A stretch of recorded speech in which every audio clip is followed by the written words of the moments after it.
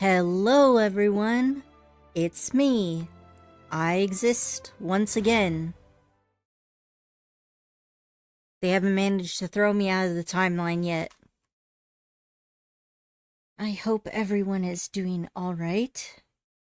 Today, I wanted to do the Archon quest, but then, my friend Wist was like, yeah, I wanted to do the Archon quest, but then there was like 50 things that I needed to do, and I spent 3 hours doing all of the prep quests. So, I guess I'll probably do the prep quest today. 'Cause I wanna do the Archon quest. Okay, so... Oh, is it actually just gonna let me do the quest? Maybe. Maybe not. We'll find out. Alright, we'll try. We'll make a good effort.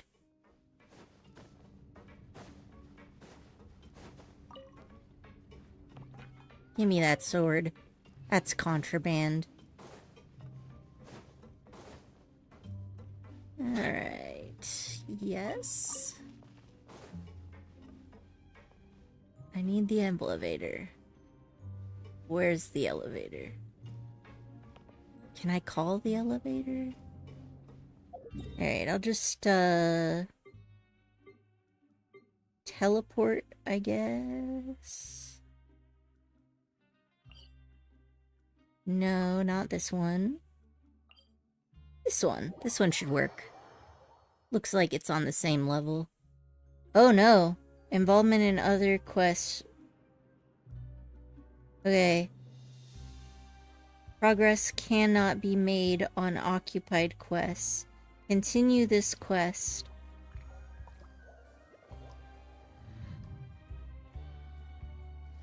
Alright, so I gotta do unfinished comedy first. Okay.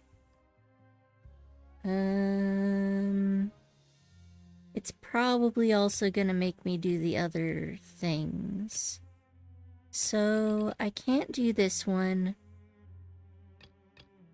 Bellus Fuscus? This doesn't... Where's the comedy? I don't see the Divine Comedy. Oh, wait. Here it is.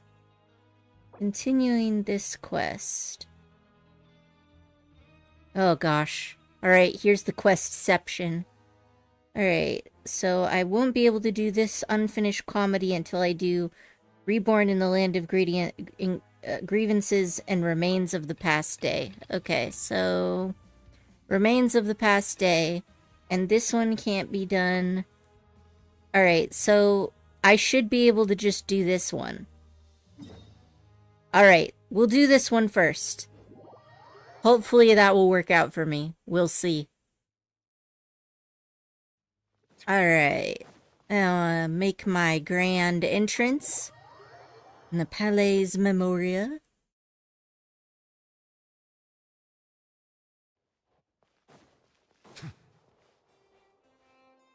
Nope, no more quests. Not until I'm done.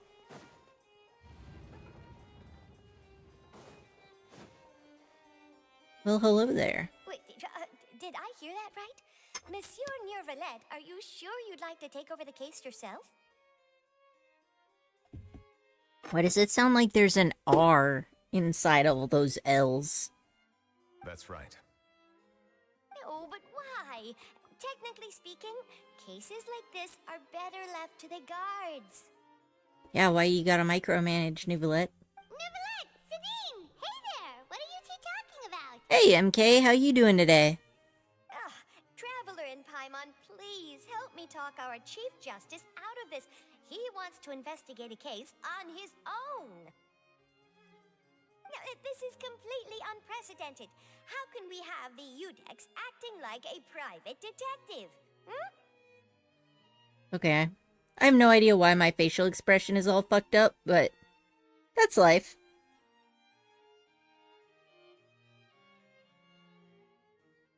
Yeah, sure, I'll take a look at your signature after I get out of this cutscene.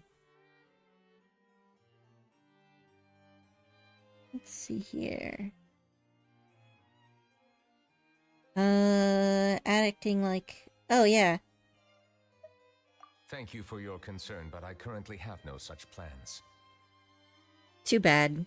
Oh, apologies. I took your question in earnest, but it now occurs to me that it was most likely in jest. I get it, Nuvolette. We all been there. So, what is it exactly? It sure sounds serious if it's something you've got to investigate personally. A Melusine named Kiara received a threat letter. Unacceptable. No wonder he's getting personally involved. He's the Melusine's biggest fan. And then? That is all the information I have acquired at this stage. He looks so mad. I have no idea why you're so hung up over this. I've checked the schedule in advance, and it seems like there aren't any trials today. So, if you insist, I have no objections. Thank you for understanding. I will leave a note explaining my absence on my desk. I would appreciate it if you could take it to Lady Farina. She may have no interest in official affairs, but standard procedure dictates that I'm still responsible for reporting to her. Yes, understood. I'll come back later and deliver the note to her.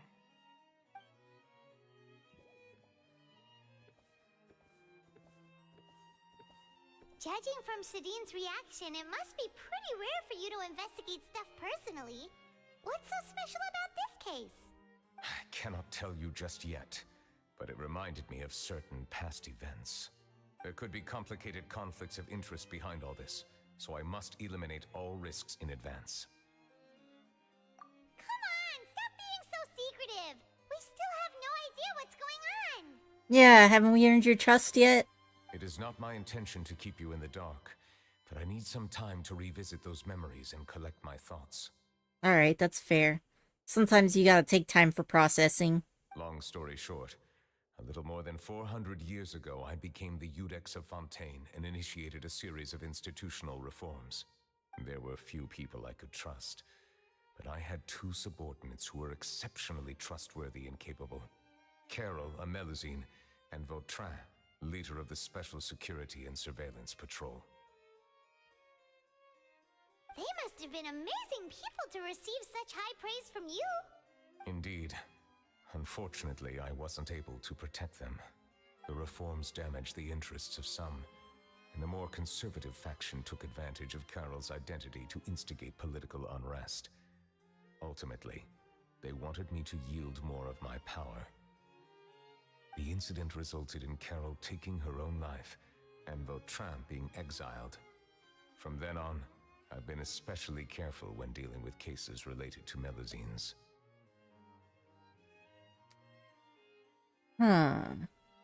All Melusines used to live a secluded life away from human society.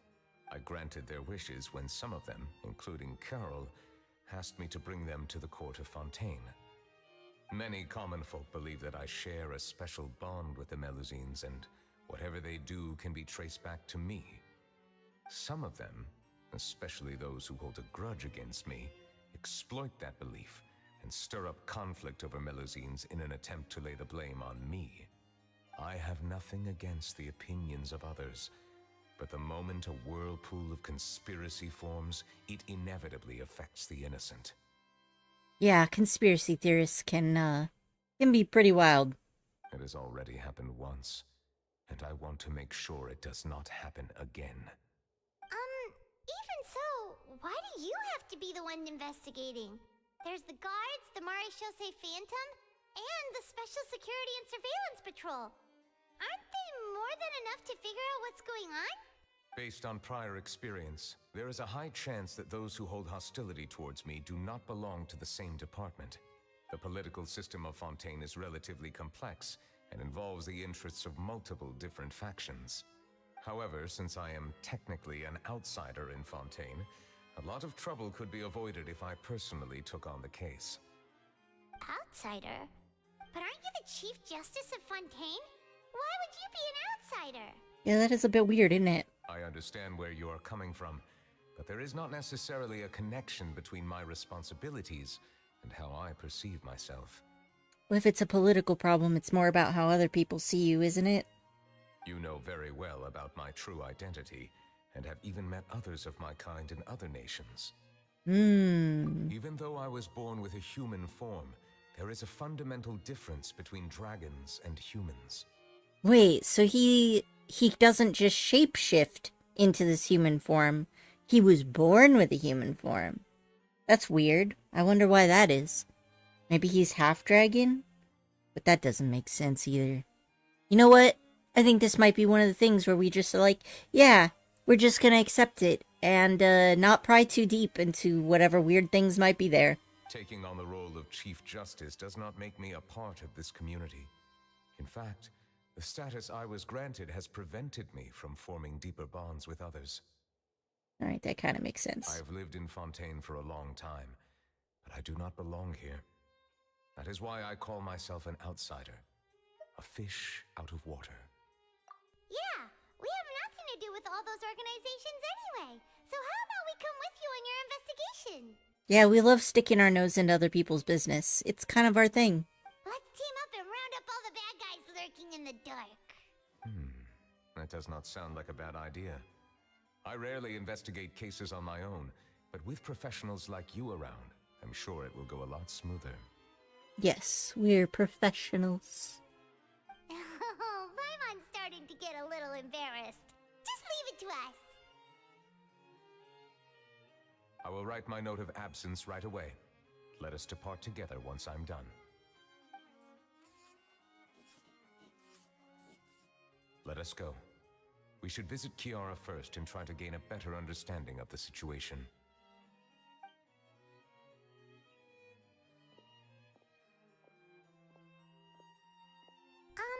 So Neuvillette feels like he doesn't truly belong here in Fontaine, but is that really true? Paimon feels like he has a kinda skewed perspective on a lot of things. Anyway, let's catch up with him first. Alright. So... Oh, shoot. I interrupt Paimon. Ugh.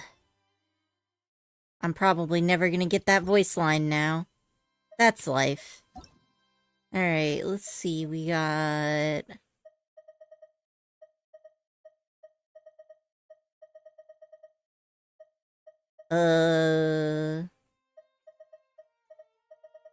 MK?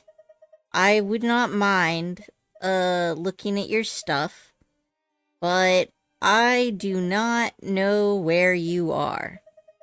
I would say this one is my best bet, since it uses emojis. It's got little things in it. Oh, okay, so what's your username, MK? I just cannot tell. Can't I add... I can add nicknames, right? Aha, I was right. I guessed it was gonna be that one.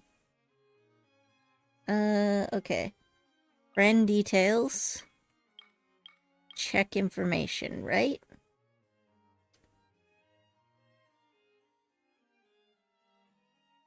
Oh, hey, you're already all the way up to AR 57. Good job. And you got your Yae, Ayaka, Hutao, and Lynette. Not a bad roster. Oh, is this one yours? I can actually look at them. That's kind of cool.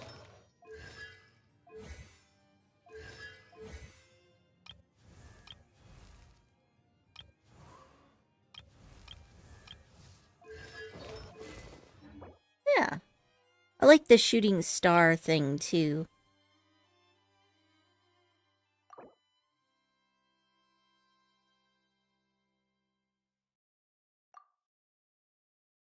There we go.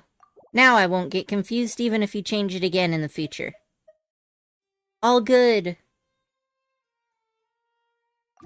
If there was something specific you wanted me to look at, you can let me know. But yeah, it's looking pretty good. You've got a good roster of your 5 stars. Let's see. What's it? Signature is... Oh, taking a break? Oh, no worries, MK. I hope that... But since you're the Hydro Dragon, would a dragon out of water suit you better? Thank you for your suggestion. I will consider using the more accurate term in private occasions. Please allow me to rephrase. Has a dragon out of water? Okay, that's silly. That sounds kind of weird. Let's stick with the previous version instead. Alright. Yeah, is it just because your phone is struggling to keep up with the updates? I know that they do take a lot of space. I have had to clean up my phone a few times.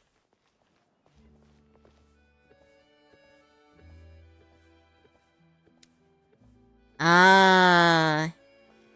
So is it that if you can do what she wants for a year, then she'll stop spying on all your social media accounts? I can understand that. Like, being under that much surveillance is really stressful.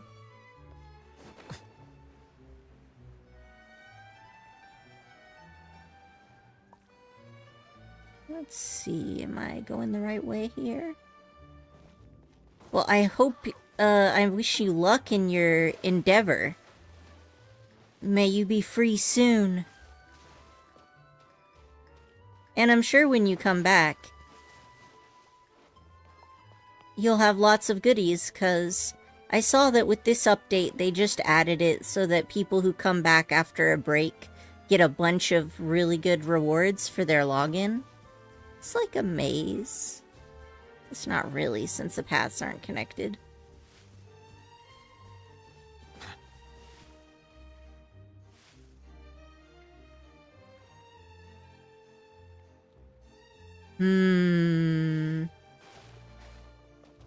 Well, good luck. I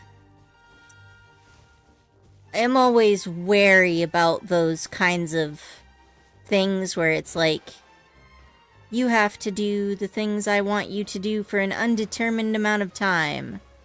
But I do hope it works out.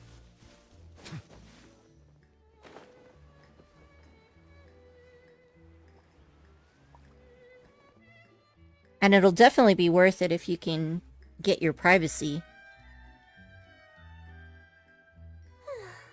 The weather's amazing today. Kiara. Huh? Monsieur Neuvillette! And you are? Oh, I remember. You're the Traveler and Paimon. I've heard about you. Yep, we've been a friend to the Melusines.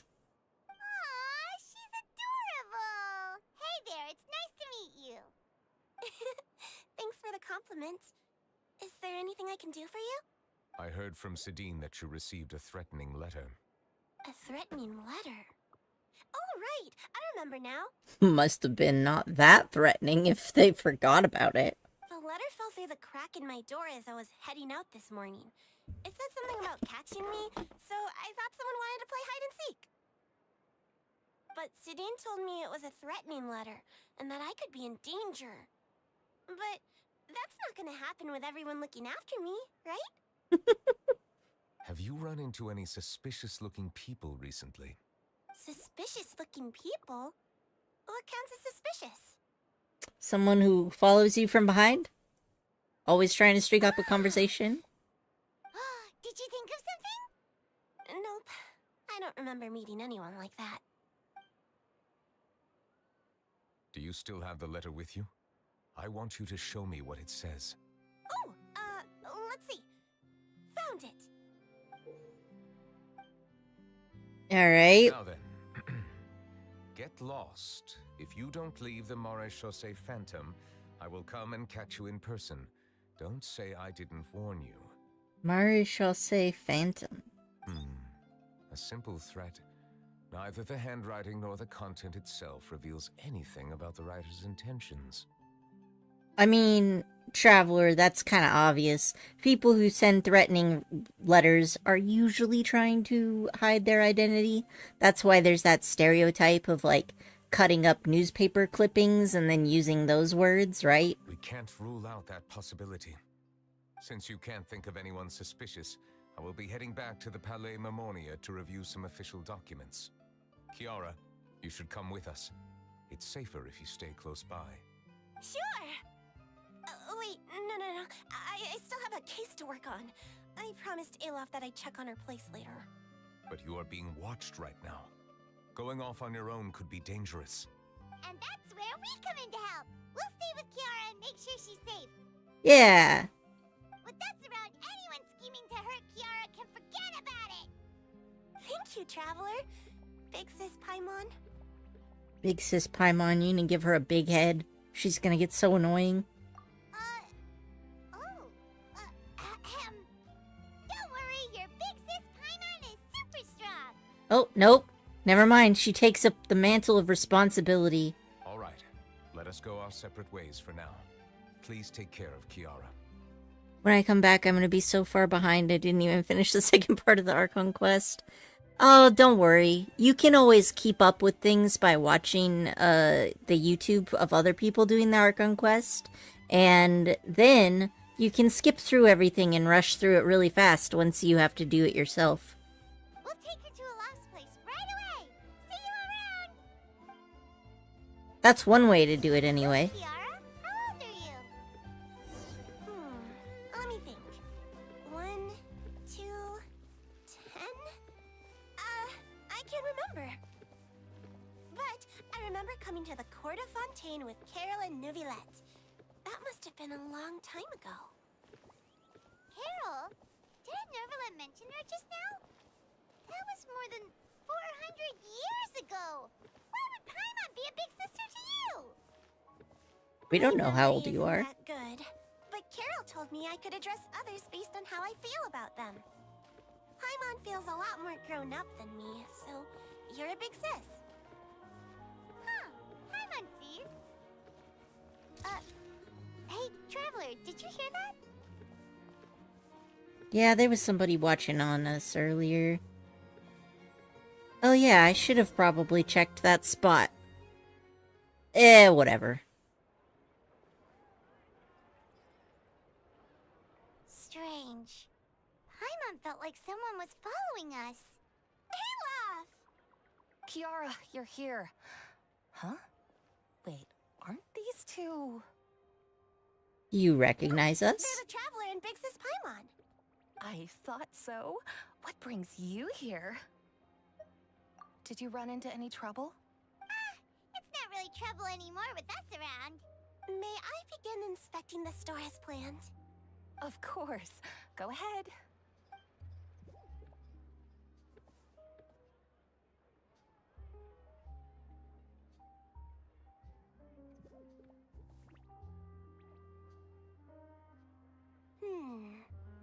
No hazards detected. You've cleared the inspection. Seems like the criminal from that case last month never set foot in here at all. That was quick. What were you inspecting? I took a look around the shop. Neuvillette says that us Melazines have special eyes that can see things people can't. Things like bloodstains. No matter how hard you try to clean them up, we Melazines can see the residual stains for some time. Pretty cool, huh? All right. Now that you're done inspecting, can we have a chat? So they're like got a built-in black light. Hear me out. I'm planning to release an outfit for children next month and wanted to hire you as my model. Is that okay with you? Of course! Is there anything I need to do? Please wait a moment while I take your measurements. The sample should be a perfect fit. Seems like they get along really well. Huh? What are you looking at? Is there really someone watching us? Shh! Let's sneak over and take a look.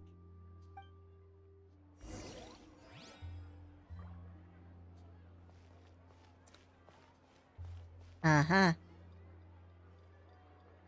Strange. Why isn't he back yet? Gotcha! Charlotte, what are you doing here? I just noticed that Charlotte has double eyelids. Oh, wait, don't tell Paimon you're the one who sent Kiara threat letter? What threat letter? What are you doing here exactly? This is starting to feel like an interrogation. Okay, I'll be straight with you. I don't know the slightest thing about that threat letter you mentioned. I only wanted to follow Monsieur Nouvelet and request an interview with him. You want to interview him? That's right. I'm not the only one, you know. Interviewing him is every journalist's dream. One sec. There's something going on with my model. I'm gonna reset the position real quick. That should be good. Just hanging off the edge of the screen for no reason. But it's not an easy task to accomplish. The Palais Mermonia rarely accepts appointment requests from us, and we never have the chance to interrupt when the court's in session.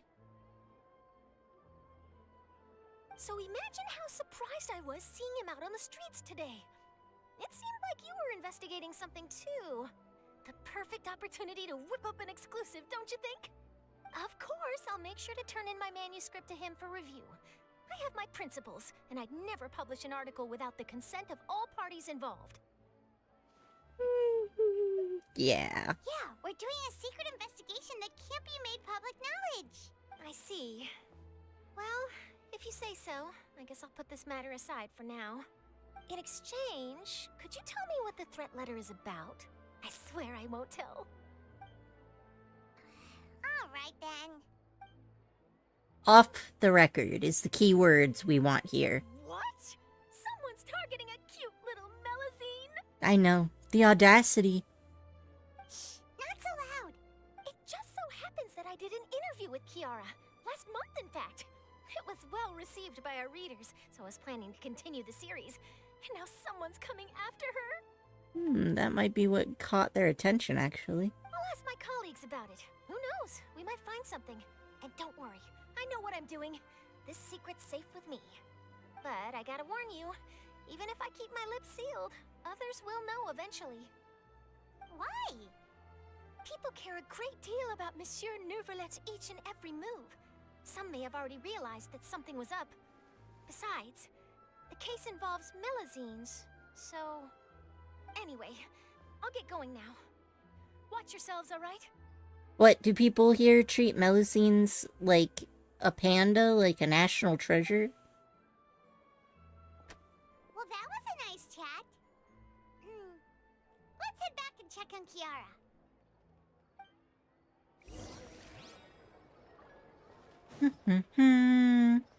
Oh, Clorind. What do you think?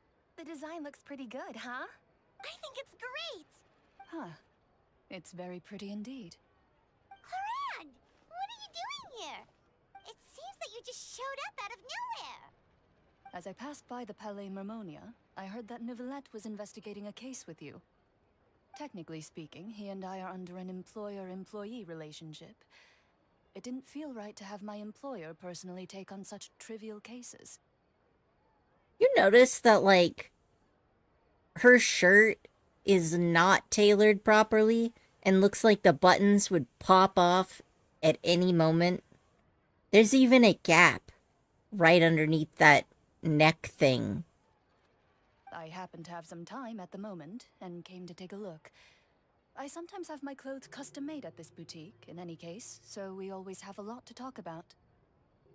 Okay, knowing that this boutique custom made your clothes is, like, not a vote of confidence. Look at that.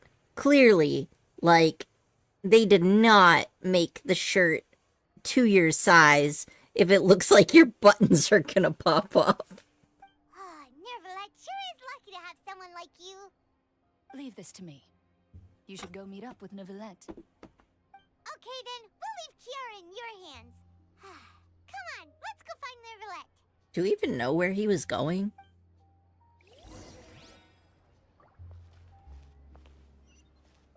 Over that way? Alright.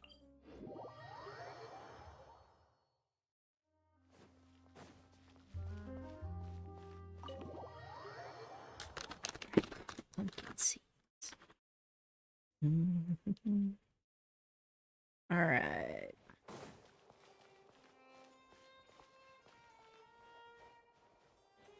Gotcha. That's not a door.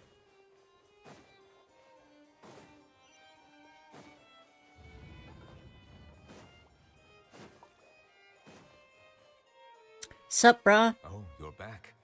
Is everything all right? We ran into Cloran. She offered to help us protect Kiara. That is good to hear. I trust her abilities.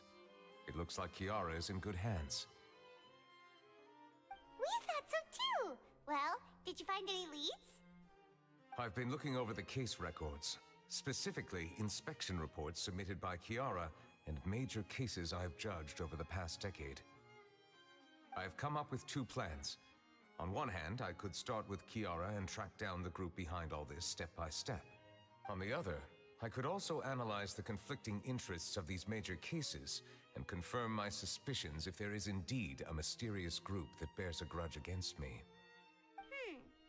They both sound like pretty solid plans, but can you really finish browsing through all these documents? That's a lot of reading even for Paimon. Don't worry. I'm a fast reader when it comes to official documents. After all, I have several hundred years of reviewing under my belt. We'll help you read through them. We have nothing else to do. Thank you. I will continue looking through the ones piled up on the desk, but feel free to browse through anything else in this room. No government secrets are a secret from us. Oh. Oh. There's been a severe bribery scandal within the guards. The Special Security Surveillance Patrol has investigated the case. All suspects involved have been arrested. The suspects have confessed to their crimes.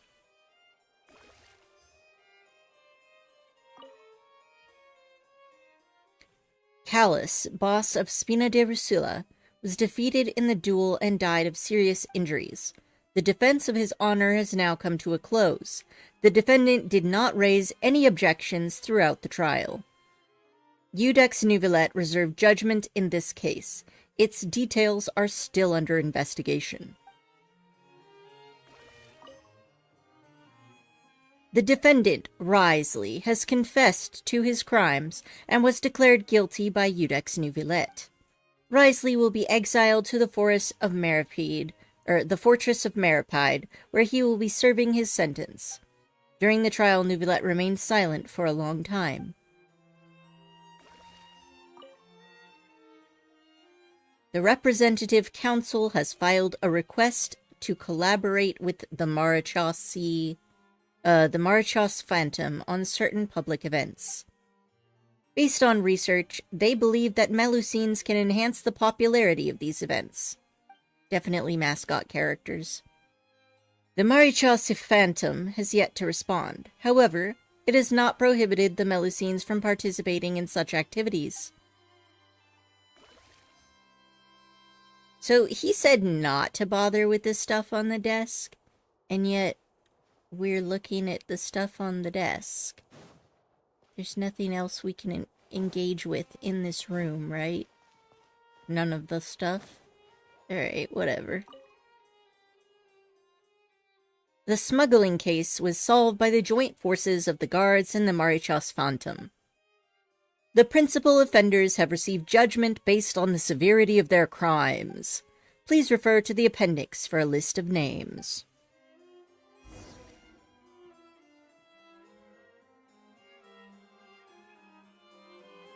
Have you made any progress?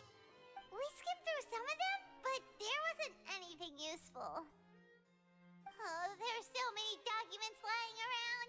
Just how many cases have you handled? I would love to answer that question, but the truth is I've never made a precise calculation myself. If memory serves me right, there should be at least 100,000 cases. The documents you see are just a small fraction of what's really there. That's a lot, but not a lot given how populated the city supposedly is. Whoa, that's a lot. Looks like the work of a Chief Justice isn't easy at all. Wonder how many cases the US sees in courts a year. Our court system is notoriously slow, but it's also, like, notoriously overburdened. That might be how it seems from another's perspective, but trials and official duties are, to me, simply routine.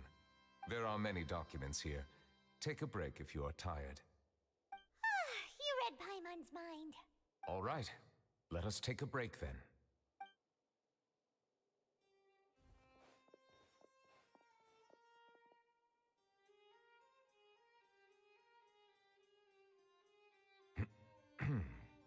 Would be nice to have some tea.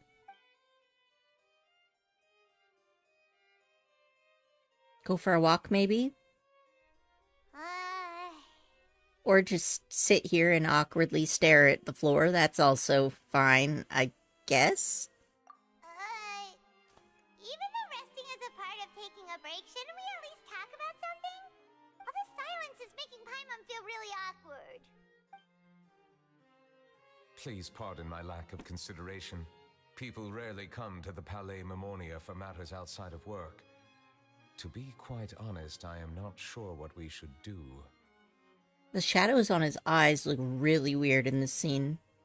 Would you like to have some drinks, perhaps? You must be thirsty after all that work.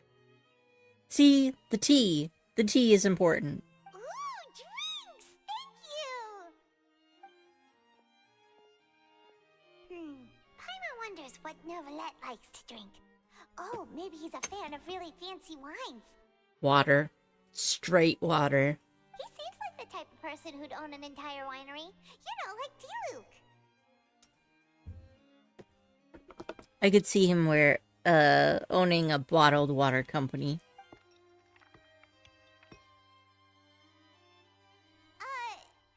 What's inside these glasses? It looks just like water. Okay, I'm streaming, just so you know.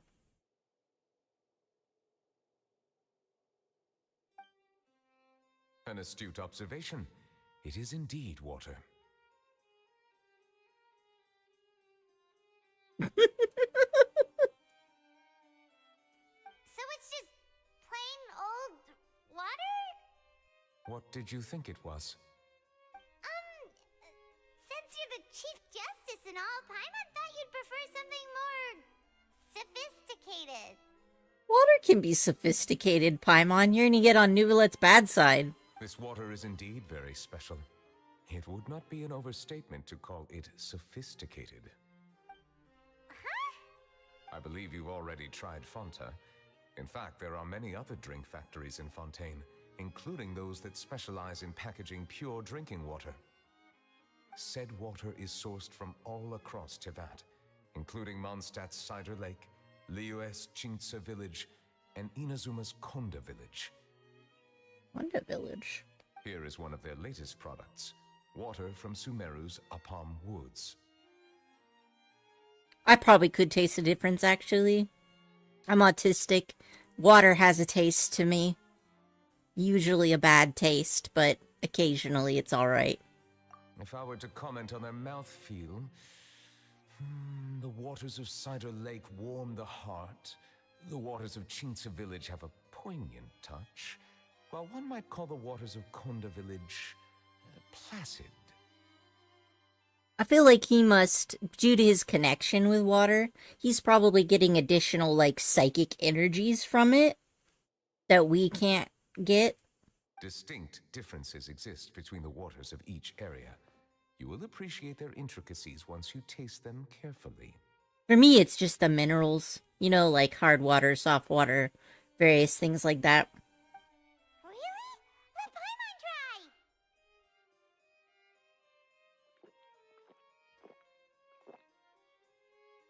What do you think?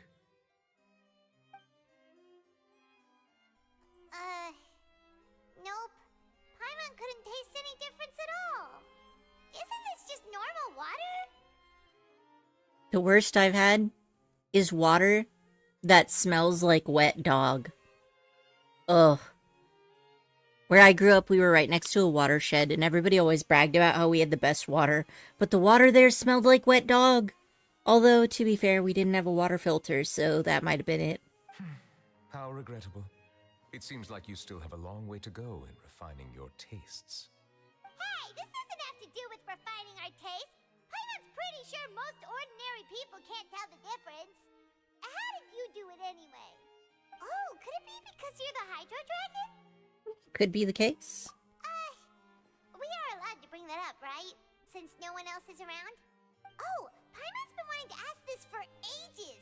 If you're the Hydro Dragon, why would you become Chief Justice in human society? Yeah, I'm also curious about why he was born with a human shape.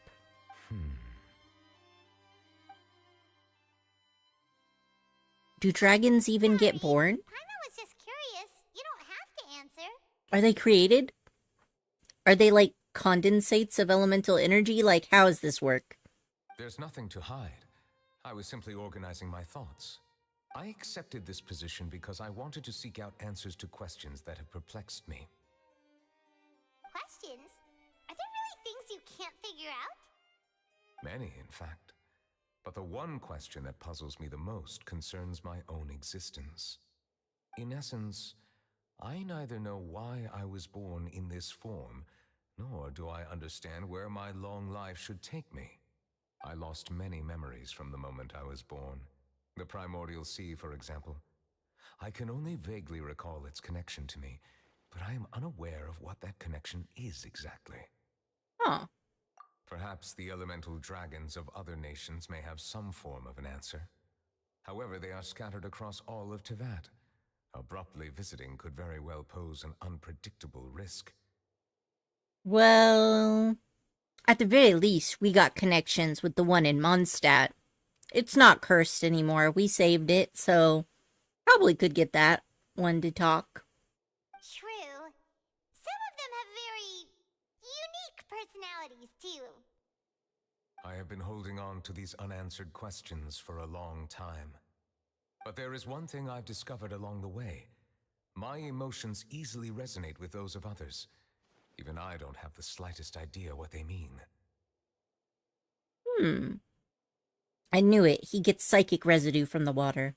My guess would be that there are at least some similarities between humans and myself. By observing their behavior, perhaps I could one day understand the meaning of my existence. Have you made any progress then? Perhaps, but I find such progress difficult to describe. As an outsider, chances to engage in meaningful interactions with others are few and far between. That's why I'm quite thankful for this chat. Such opportunities are rare. Alas, time is limited. We should move on with our investigation. Are we gonna continue reading these documents? Paimon's getting dizzy already. I wasn't able to find any leads even after browsing through most of the documents. But while we were on the topic of water a moment ago, another idea came to me. Water? Do you mean... The Fountain of Lucine? That's right. The Fountain of Lucine is where all of Fontaine's waters converge. It is the vessel of countless memories and emotions. Yeah, plus there's those, serial killer victims that live there. If there really were an organization attempting to use Melusines against me, they should also hold an intense resentment towards me. Perhaps we'll be able to find some new leads by sensing the hydro element within the fountain. Huh. Why didn't Paimon think of that? Come on, let's go take a look. Perhaps we should go. There shouldn't be too many people near the Fountain of Lucine during the evening. Thanks.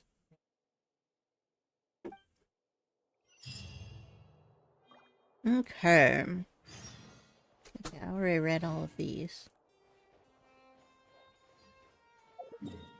To the fountain.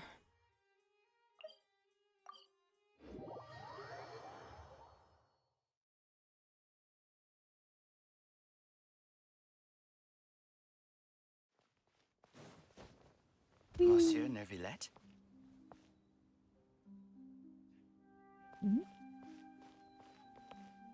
Are they headed towards the Fountain of Lucine? Well, that's a bit weird.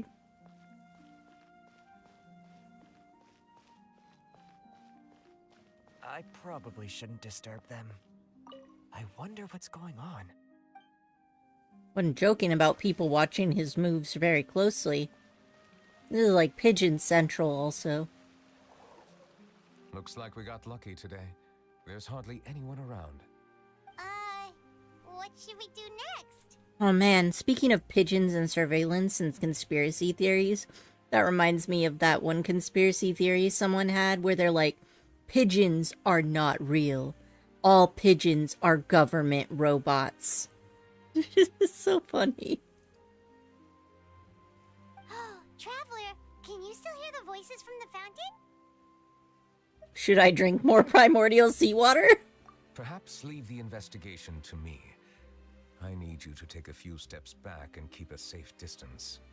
A safe distance? Nicolette, what exactly are you? Whoa, it's glowing! Fancy as shit.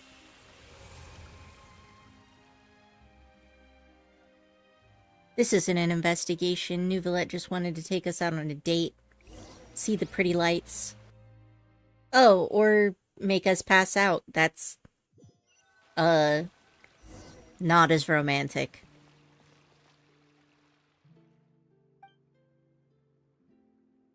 Oh, cool. We get to be a part of the psychic visions thing.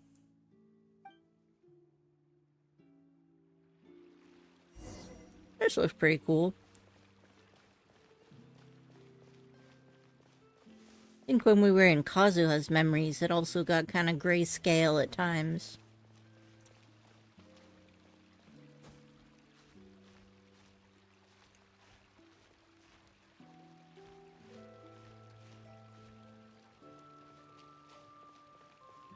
I can't jump. That's why I couldn't jump down when I started climbing. I can slow walk, I can't dash. Can't jump.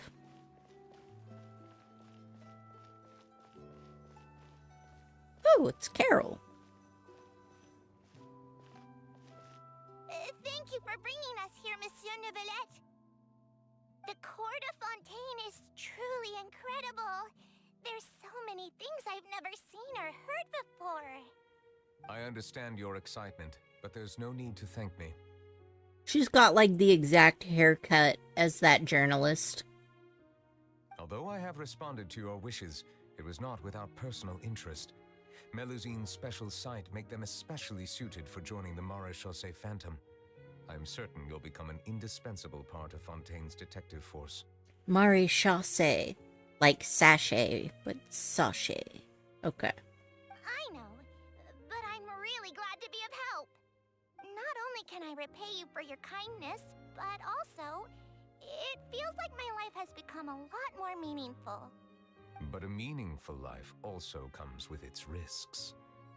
It's definitely the safest to just stay in the village, but I want to see the outside world nonetheless. In truth, I've never really understood the purpose of my existence, or what I'm capable of contributing to this world. For almost 20 years, we've stayed in our village without finding any answers. That's why we wanted to leave our village and look for the meaning of our existence elsewhere. I understand your confusion. In fact, I feel the same way. I too came here for an answer to my questions about my own existence. Really? Could you tell us what we should do to fit in as you did? The truth is, many people threw rocks at us today and told us to go back to our village. It hurt a lot when they hit me in the head, and I tried really hard not to cry. This is giving me flashbacks to, like, segregation and people throwing rocks at school children. Awful. Logically speaking, both time and effort are essential when different species attempt to peacefully coexist. It will be a difficult road ahead, with countless obstacles to overcome. Different identities and ways of thinking all contribute to strengthening the barrier between one another.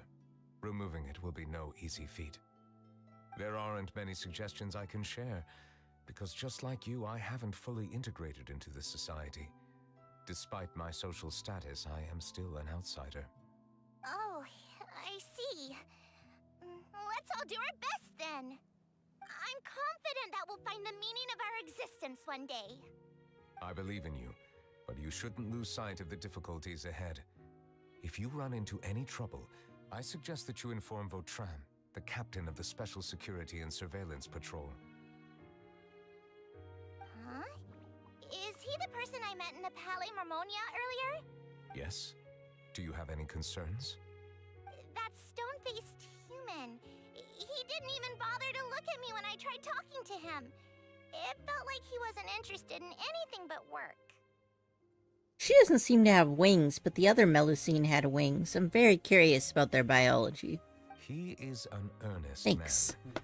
There will be plenty of opportunities to work together in the future. Have a good one. So please try to get along.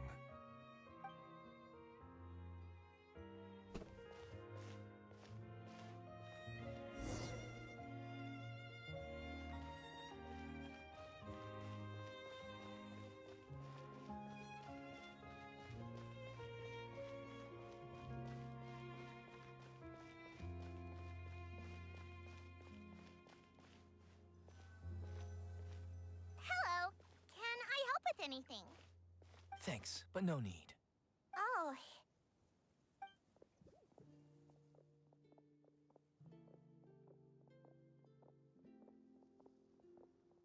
Hello, I'm Carol, a Melazine. Is there anything you need help with? Get away from here! I'm calling the guards. Please, calm down. I don't mean to cause any harm. Wow, look at that pearl clutching. Hard to say. Yeah, we should probably stay away from these monsters. Haven't you realized? Strange incidents have been increasing ever since they came. Why should we trust this species from who knows where anyway? I can't believe Nervilet allowed them into the court of Fontaine just like that. Exactly. That so-called Chief Justice even granted them official positions. Not only that, but they're now responsible for investigating cases as well. I swear, there's some hidden agenda at play here. Go away! Quit acting innocent! I'm not leaving. I won't let you say bad stuff about him. We joined the Mare Chaussee Phantom and solved lots and lots of cases. We've never done anything wrong. Solving cases? With Nervilet in cahoots with you? You could have fabricated it all, and no one would know. So tell me, how can you guarantee that you Melazines aren't involved in anything that occurred recently? Didn't I tell you before? Don't go advertising if you're not a good talker. Vautrin? Aside from spreading unjustified rumors, if you continue insulting members of the Mare Chaussee Phantom, the Special Security and Surveillance Patrol has every right to subject you to interrogation. There have indeed been an increase in cases recently, perhaps due to the shifting currents of conspiracy, and I understand your concern. However, there's been no evidence pointing towards Melazines being involved. Even the captain of the security patrol is on their side. Nervilet's newly reformed police force is already corrupt to the core. How can two completely different species possibly coexist? You heard that? Yeah. I don't understand. Why won't anyone believe us? There have been rumors saying that you were born from calamity, and that you inherently bring danger to those around you. They kind of were born from calamity, but weren't they more born from the death of calamity? There are countless negative rumors about you floating around in Fontaine. It's near impossible for you to become a part of this society. Best if you give up before it's too late. Monsieur Nervilet said that we needed to put both time and effort in. I don't know how long it'll take, but I can at least try making my best effort. I still want to try a little harder. Thank you for bailing me out earlier. Okay, I won't be taking any more of your time. I painted a lot of flyers last night, so I have to stay and hand them out to everyone. Give them to me. You're not gonna take them away, right? We'll hand them out together. The faster we get this done, the sooner we can head back.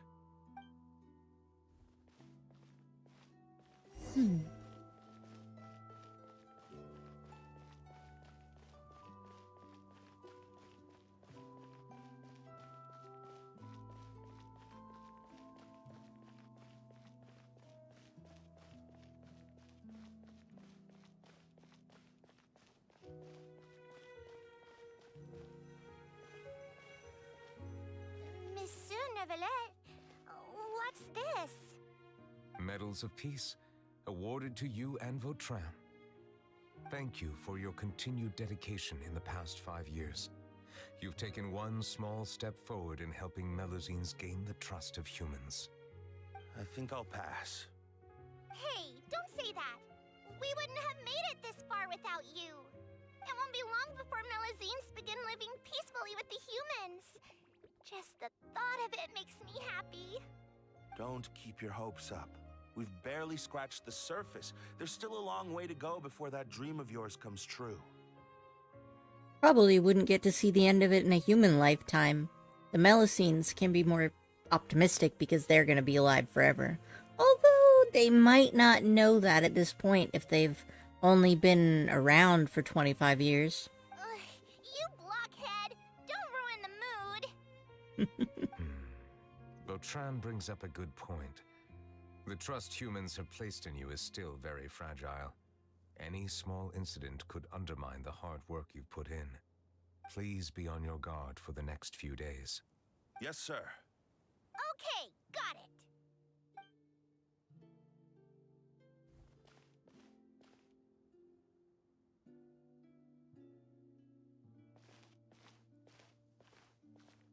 Medal of Peace?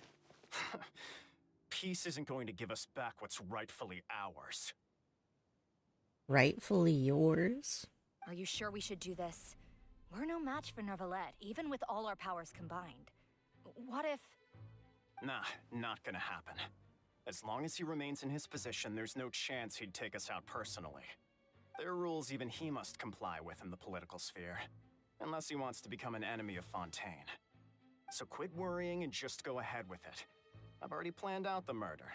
Once we lay the blame on the Melusines as the person who brought them to the court of Fontaine, Neuvillette will be left with no excuse. I guess you're right. Ugh. If he just left things the way they were, it never would have come to this. But he's forced our hand. Time to teach him a lesson.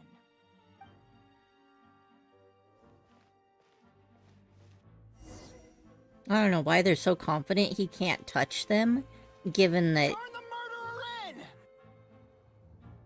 in! his whole job is in the justice system. Melusines can't be trusted! That goes for Neuvillette, too!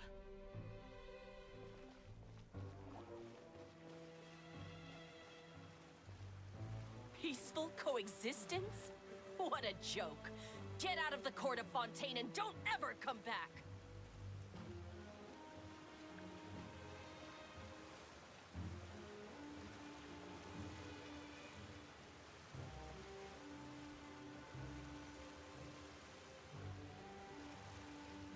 The results of the investigation are in, Captain Vautrin.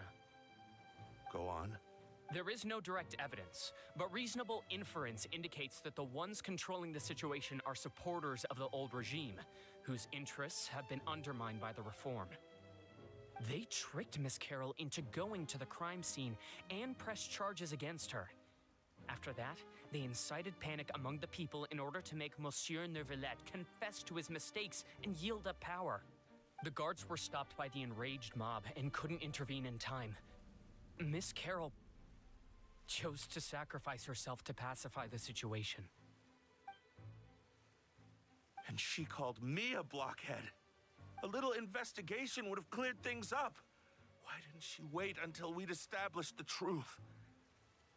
She didn't have to prove her innocence like that. The situation had rapidly escalated to a physical altercation between infuriated citizens and the guards. Miss Carroll might have thought there was no better plan. That is indeed something she'd do. Captain Vautrin, should I present these results to Monsieur Neuvillette right away? There's no need. Notify the guards to restrict public access to all information. Restrict access to... Wait, are you planning to... There's something I've never told Carol. I had a little sister named Ilaria who passed away when I was very young. She's just like Carol in every possible way. Innocent, kind, always believing the best of people. People like her are the most vulnerable to deception and betrayal. From the moment I met Carol, I knew that she'd be easily manipulated by others. I kept a cold demeanor and tried lecturing her into giving up. Looks like she was unfazed by that. Yes. In fact, some of her spirit must have rubbed off on me instead. Because I too began working towards that pie-in-the-sky dream of hers. I should have known. Those cowards don't have the guts to confront New Villette. They even avoided causing trouble for me. They were after Carol all along. Can you understand how I feel? Right now, there's only one thought on my mind. I understand, but I'm certain Monsieur Nervalette wouldn't accept that as a solution. Oops. That's exactly why we need to keep this a secret. Give me the list of suspects. What happens after this has nothing to do with any of you. I will take responsibility for everything. He just feels too guilty that she died and he can't recover. So he's gonna throw his life away too.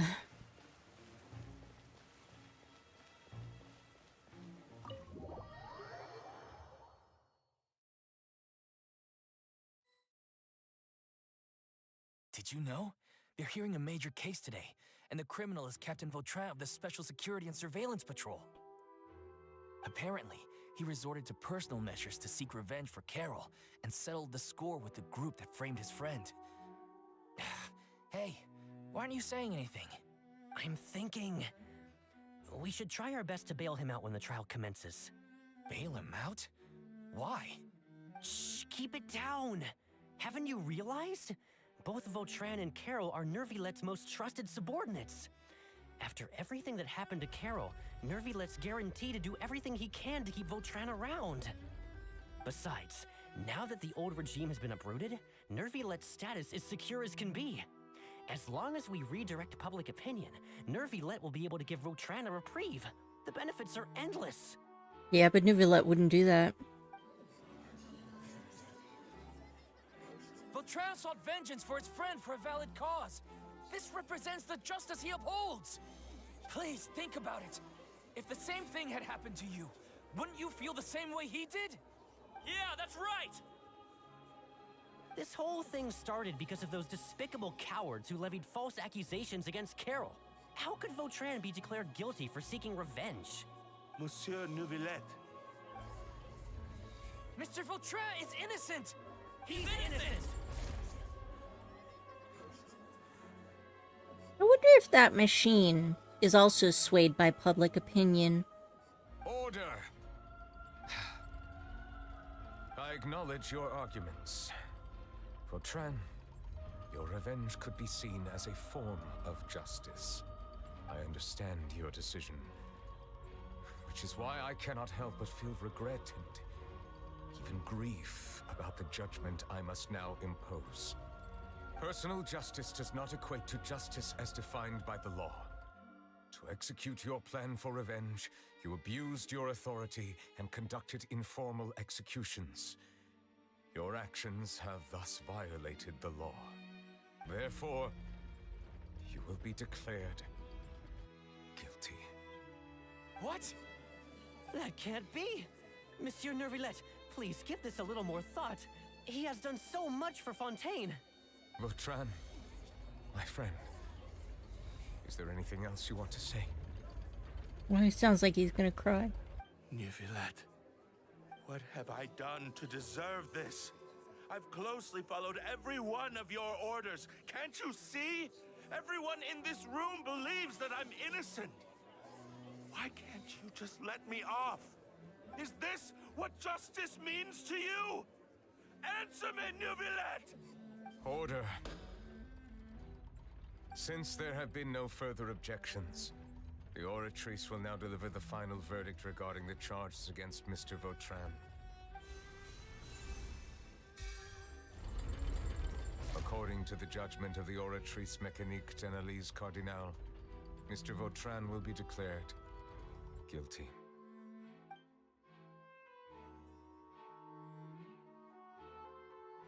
Goodbye, Monsieur Neuvillette. This all happened because of Carol's naive ideas. How can different species peacefully coexist anyway?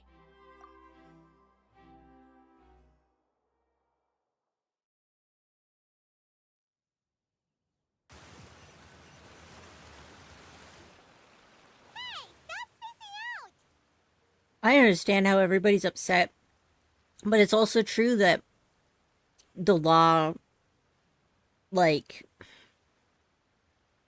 if Neuvillette abused the law because of his own personal feelings, he'd never be able to gain the trust of the people of Fontaine. What's wrong? Are you not feeling well? Apologies, it seems like my memories got the better of me. I tried my best to suppress the power of Hydro within myself, but it seems like it still caused the emotions within the Fountain of Lucine to boil over. Due to my negligence, the overflow of emotions and memories must have affected you as well. Are you all right? Man, he still seems like he's in the middle of it. He doesn't sound like he's doing okay right now. Poor guy. Wow. The Hydro Dragon is more powerful than Paimon thought. Anyways, the last time we came here, the Traveler only heard voices from the Fountain of Lucine. No emotions boiling over or anything. It is as you said. This might be because I am different. It is not only the fountain. I can sense emotions from all waters in Fontaine. Rivers, lakes, and even the rain. That sounds awesome! That sounds overwhelming. But I rarely ever do anything like this. Emotions carried by water are always chaotic and disconnected. As an outsider, having my mind occupied with irrelevant memories isn't exactly a pleasant experience. Which ones?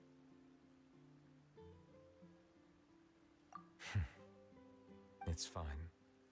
I prefer not to speak of those memories. That does not mean I am deliberately hiding them. It was a coincidence, but perhaps it is a good thing that you saw everything in that form. You should now understand why I believe there to be a conspiracy behind all this. These two cases are much too similar. I felt like I needed to do something. Paimon's starting to lose track of what you're saying. Don't leave Paimon out of the conversation. Paimon wants to help too. Oh, Paimon. Then let us get back to the point. While I was investigating the fountain, I discovered something strange. I did not sense too much hatred towards me within its accumulated emotions. I don't know what caused this to happen, but it seems like there won't be a shortcut to finding the organization that may be pulling the strings here. Okay, this is totally desynced. What point are we at this stream? No, I can't tell from my phone. I'll just write desync and hope that preserves the timestamp. However, I did find some resentment directed towards Kiara. If I remember correctly, it seemed to be related to a smuggling case. Oh! Didn't we read about that in one of the documents? You've read about it. In that case, the resentment should have come from that incident. Huh? What are you doing here? I was just about to look for you at the Palais Mermonia. Navia! Nice to see you again! Is there something we can help with? I've heard some things, but I'm not purposely asking around or anything. Don't worry. Rumors are abroad that someone's scheming against Melusines, and that you're investigating the case. So I told the Spina di Rosula to keep an eye out for leads. We've had unfamiliar faces showing themselves at the Fleuve Cendre lately. Maybe you'll find the suspects among them. Thank you. Where did you hear about all this? The Chief Justice out on investigation, accompanied by the Traveler from afar. No matter how you conceal your whereabouts, there will be countless eyes watching you. You talked to Kiara, but didn't ask her to keep things secret. People curious to know asked around for information, then it was only a matter of time before word of the threatening letter spread all across Fontaine. So that's what Charlotte meant. Indeed. I did not expect that this could be kept hidden for too long, but the rumors still spread faster than I imagined. You know, it could be because you attract more attention than you think. Anyway, any progress with the investigation? The suspects who threatened Kiara might have to do with a certain smuggling case, but it is still uncertain if there is in fact another party behind all this. We are planning to return to the Palais Marmonia to revisit some details and identify the senders of that threatening letter. All right, then I'll round up the Spina di Rosula and follow up on their progress. Wait for my word. Ta-ta! Neverlet, do you think there'll be any problems now that the word is out? I have already considered that possibility, and I do not think that there will be any. As a matter of fact, once the word gets out, no one would dare to harm Kiara in broad daylight. What is more important is how the case is perceived by the public. 400 years ago, they chose to side with the old regime and direct their resentment towards the Melusines. I hope the same won't happen again. Let us head back to the Palais. Do people of Fontaine love Melusines too much now?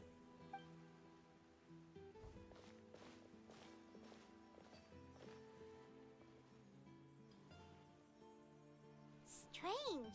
What are these people doing out on the streets so late at night? Did something happen?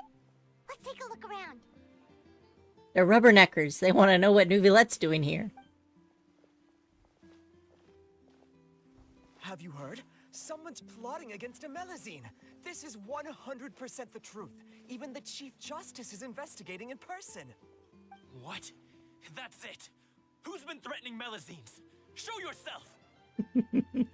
They're the mascots now. Our enemies are lurking in the shadows and won't easily reveal themselves. But no amount of hiding will keep us from finding them. That's exactly what I wanted to say. The guards have already begun to take action. We can't just stand by and watch. Think about how much we owe them.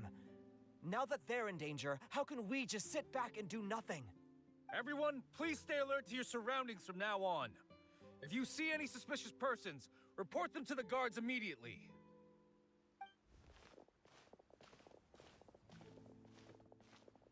Everybody's following the buddy Feels system. like you've been following me this whole time. Did something happen? We were informed that. Nope. We just finished our shifts and happened to be strolling by. Have you had dinner yet? Why don't we check out the new items at the dessert shop together? This isn't a good time to be out and about. Come on, don't act tough. I bet you're hungry too. All right, let's go buy a cake or something. You shouldn't ever skip meals, especially if you have another shift scheduled for later. I heard even Nervilette's keeping an eye on the situation. This is the perfect chance to get promoted. We gotta make sure we give it all we've got. Seriously? Were you planning to shirk your duties if Nervilette wasn't involved? Relax, I was just playing. We've worked together for years now. If something happened to them, I'd be haunted by regret for the rest of my life. That's more like it. We should stand guard until the criminal has been caught. Come and fight me instead, you cowards! Have you heard? Even the special patrol came to help. Shh, look. Isn't that Nervilette? I think he's looking at us. Looks like there's nothing to worry about. This is truly wonderful. So, wanna go over and say hi? No, I should stay where I am. My appearance could give rise to unnecessary commotion. Let us stick to our plan and return to the Palais Marmonia. The faster we uncover the truth, the better.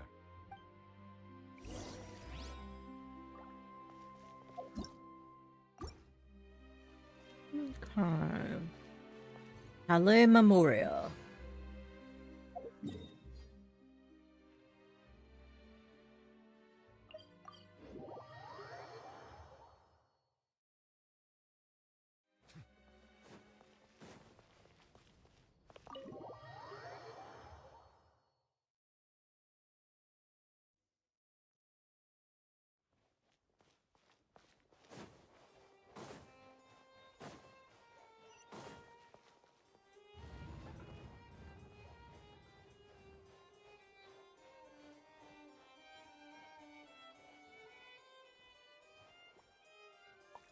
Look for suspicious documents. We wanted to look at the smuggling case, right? The The smuggling case was solved by the joint forces of the guards and the Maréchaussée Phantom. This is the one. The list of involved suspects should be... Ah, found it. What does it say? The principal offenders Domenico, Inica, Yuna, and others have been caught. They have been sent to the fortress of Meropide following trial. Those with close connections or mutual interests with the offenders but who did not participate in the case will not stand trial. Among them, surveillance of Essan has ceased on account of his good behavior. All other personnel remain on our watch list. So many names.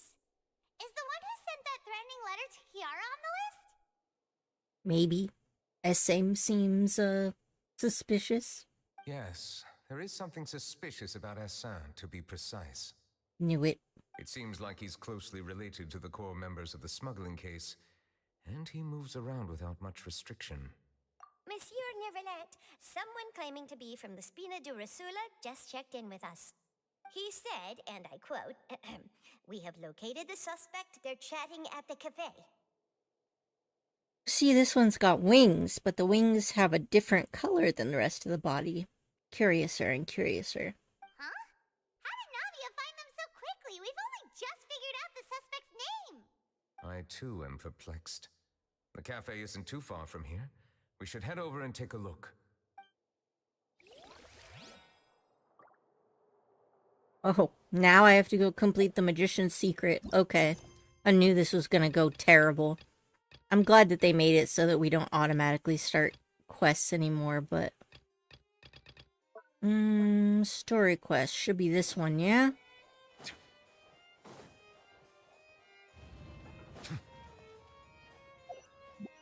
Where do I need to go, anyway?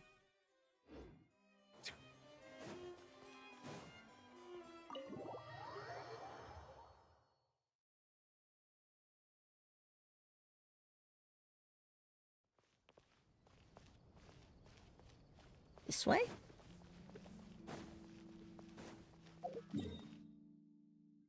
Well, we were involved in a murder mystery of sorts, weren't we? Something like that.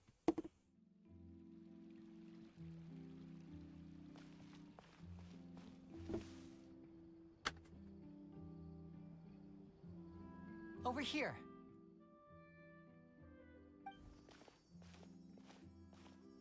Lynette's not joining us today?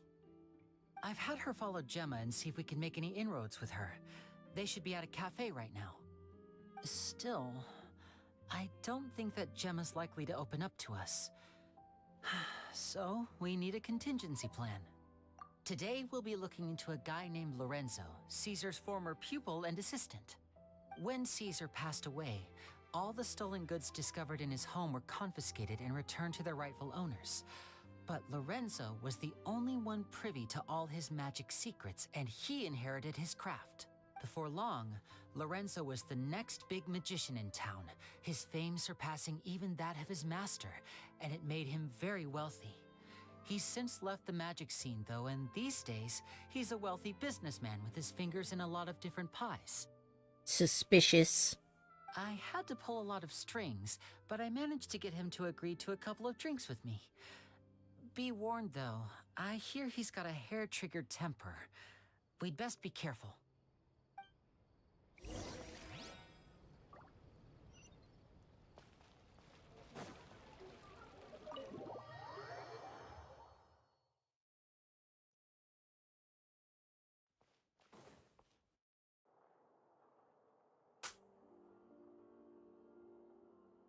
You neglected to mention that you were bringing 2 other people with you.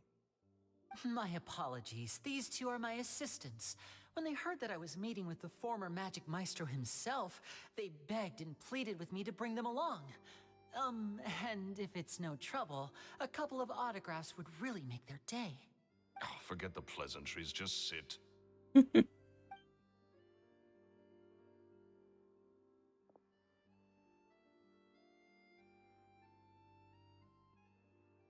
Get a load of this guy. Forget the pleasantries, he says, but he looks pretty happy about Lenny stroking his ego. Paimon, you whispered too loud to do this in close quarters. I only agreed to meet since we're both magicians. Do me a favor and cut to the chase. I have more important things to do than drinking. Much obliged, sir. As it happens, the matter I want to address is also related to magic. Yesterday morning, a warning letter from the Phantom Weasel appeared on the entrance to the Opera House. He claims to be planning something for the same evening that I'm scheduled to do a magic show there. As such, I believe that I may well be his target. I have to get to the bottom of this to ensure that my show can go ahead as planned. Naturally, any investigation into the Weasel starts with a few questions about Caesar, who... What is there to investigate? Caesar was the Weasel and he's been dead for 10 years. So what if some sick creep thought it'd be funny to write a warning letter? It changes nothing. Are you trying to tell me you actually bought it? Please, sir, no need to get so worked up. I do concede that a copycat is but one possibility. Possibility? It's a fact, Linny. Look, my patience is limited, so listen carefully while I'm still willing to put up with you. The Weasel is dead. Period. Everyone knows that, so do yourself a favor and quit this investigation. It'll lead you nowhere. Look, if this affects your magic show in any way, I will personally compensate you for any losses. Oh, sir, I'm honored, really. But this isn't about finances for me. My pride as a magician is what's at stake here, Lorenzo. Copycat or not, this person has thrown me the gauntlet, and I must meet their challenge head on. Your pride? Don't mince words with me, boy. Just tell me, what exactly are you seeking to do? I want to find out the Phantom Weasel's true identity. I have to know for myself what really happened 10 years ago. What would that accomplish? And what do the events of 10 years ago have to do with you, anyway? Look, you of all people should know that a magician never reveals their secrets. And in any case, dead men don't talk. So if you really care about your magician's pride, then you'll forget about Caesar and move on. Uh-oh. This is getting awkward. Saying it's awkward always makes things more awkward. Lorenzo? Is that? Oh, it is you! I know that big, booming voice anywhere. What's up, my man? Want to grab a drink with me? Another day, I'm busy. Oh, come on! You can't be all business all the time. You know what they say? Live fast, die young. You gotta learn how to kick back and relax once in a while. Well, drinking that much certainly does help you die young. If I wanted your life advice, I'd ask for it. Now get out of my face and go be drunk somewhere else. Sorry, my good sir. I don't believe I've had the pleasure. Oh, hey! Edmondo. He and I are business pals. We worked together a bunch of times. This is your first time meeting him? Oh, he's always like this. Foul-mouthed and hard-nosed. Never heard a kind word out of this guy the whole time I've known him. And he wonders why he can't get a girlfriend, despite being, what, pushing 40, 30, something? Anyway, point is, a lot older than when he first got rejected by the girl he was into.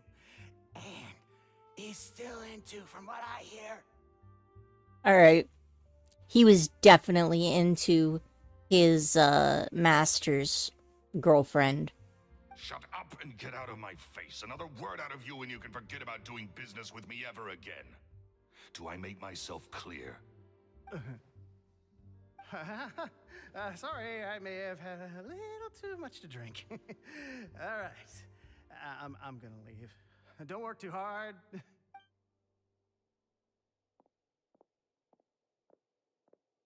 I think it's high time I made a move as well.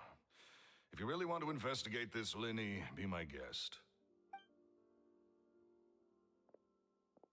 But if nothing good comes of it, don't say I didn't warn you.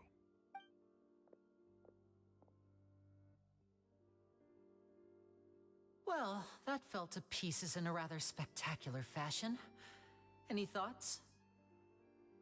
Dude's suspicious as fuck, man. Totally. And what was all that about compensating you for your losses? Why would someone like that. He's gotta be hiding something. And not like Gemma. She was a little suspicious, but this guy's definitely covering something up. I think so too. We need to look into Lorenzo more closely. That guy Edmondo seems to know a thing or two about him. He only just left. Let's see if we can catch up with him. Let's see. I don't think I've checked out this restaurant yet. What do you got to sell? I want to see. Ooh, recipes. I'm not sure that I trust that this is safe for consumption, but I'll take it.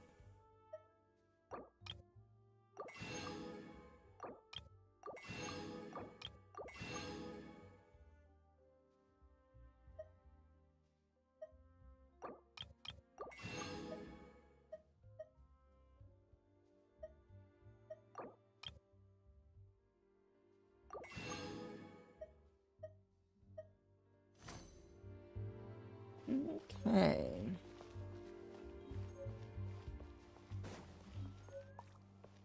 Chef robots.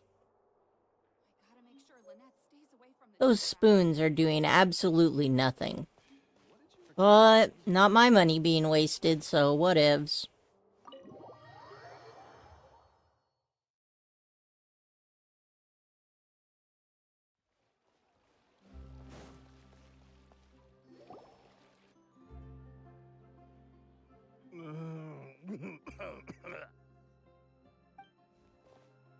You okay there?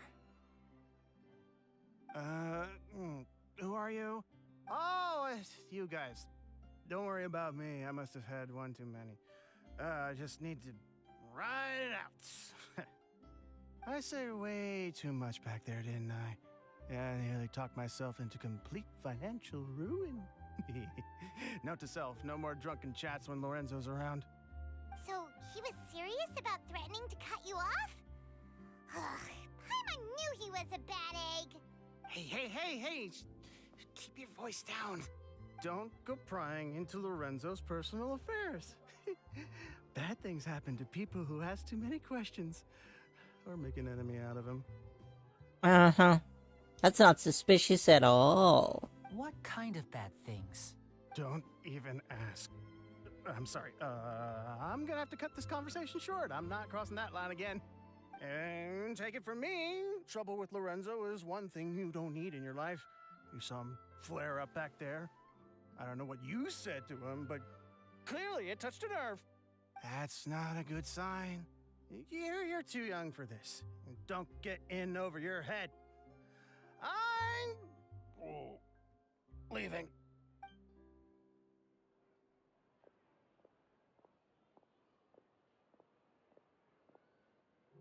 And there he goes.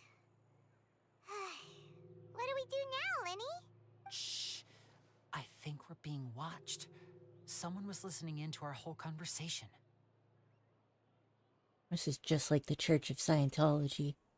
Don't say anything and don't look back. Any altercation in the city will attract the guards. We'd better take this elsewhere.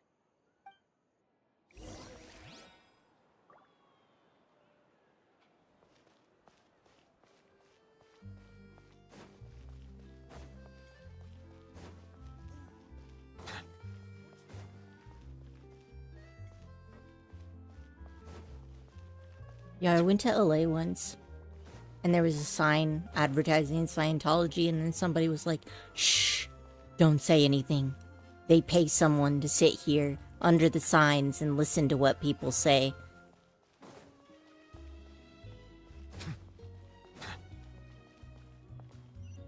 You gotta be that touchy about your reputation. Something sketchy is going on. Just like this guy. Guess I need to go up here, right?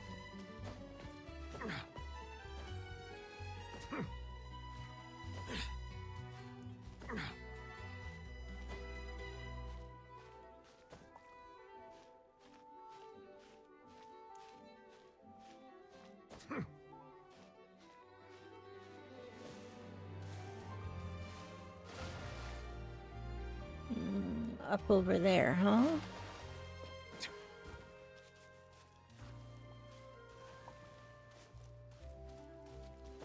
Up.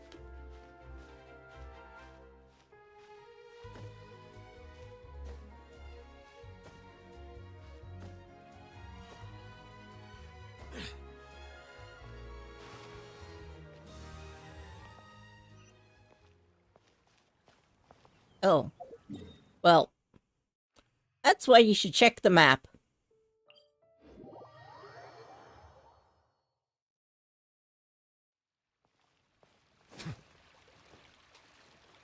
Yeah, Wiz says she spent like 3 hours trying to do prerequisite quests for the Archon quest.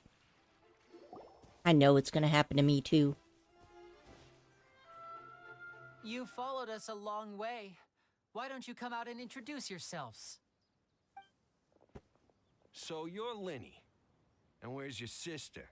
Ain't she with you today? Save us the trouble and go fetch her for us. Let's not drag this out. Paimon doesn't like the tone of your voice, mister! Who sent you, huh? Save your questions, missy. You ain't gonna need answers where you're going. Capiche? Hmm. Looks like we can't avoid this fight. That's alright, they're just hired muscle. We're the professionals here. Now, I'm not the strongest fighter, so I hope you're ready to back me up. I don't know, you do pretty good, just not in close combat. Don't worry, we got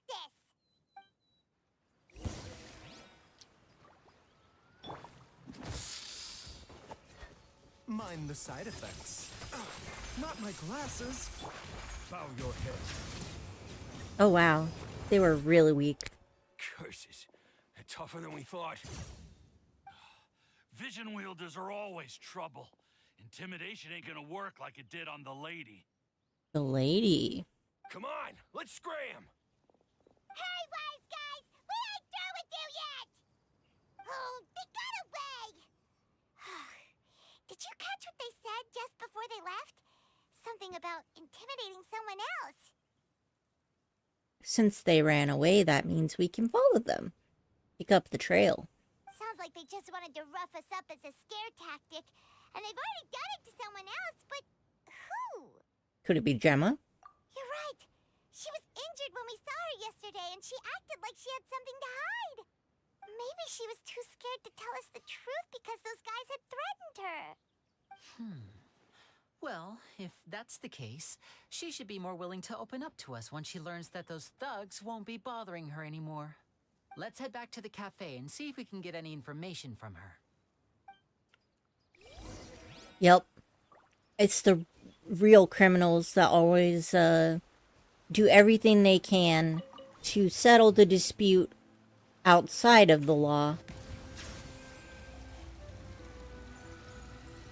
Because actually most crimes don't, like, get that far. Like, a lot of people suffer crimes and then never go to the police because they don't have the resources to go through the litigation and shit.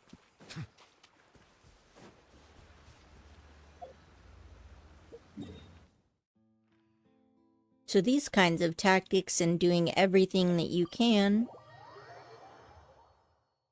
unfortunately common.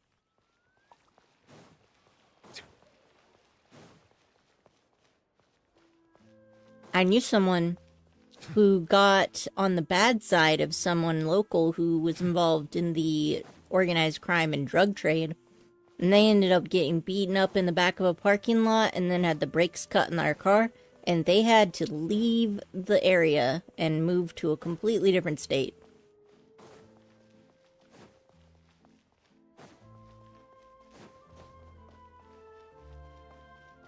Kind of scary how common this kind of stuff is.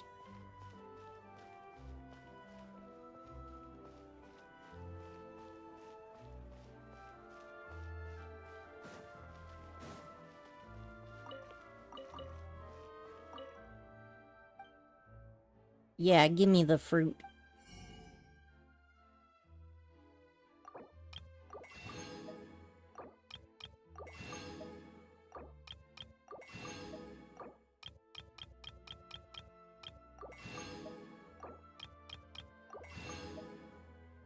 don't think nuts count as fruits.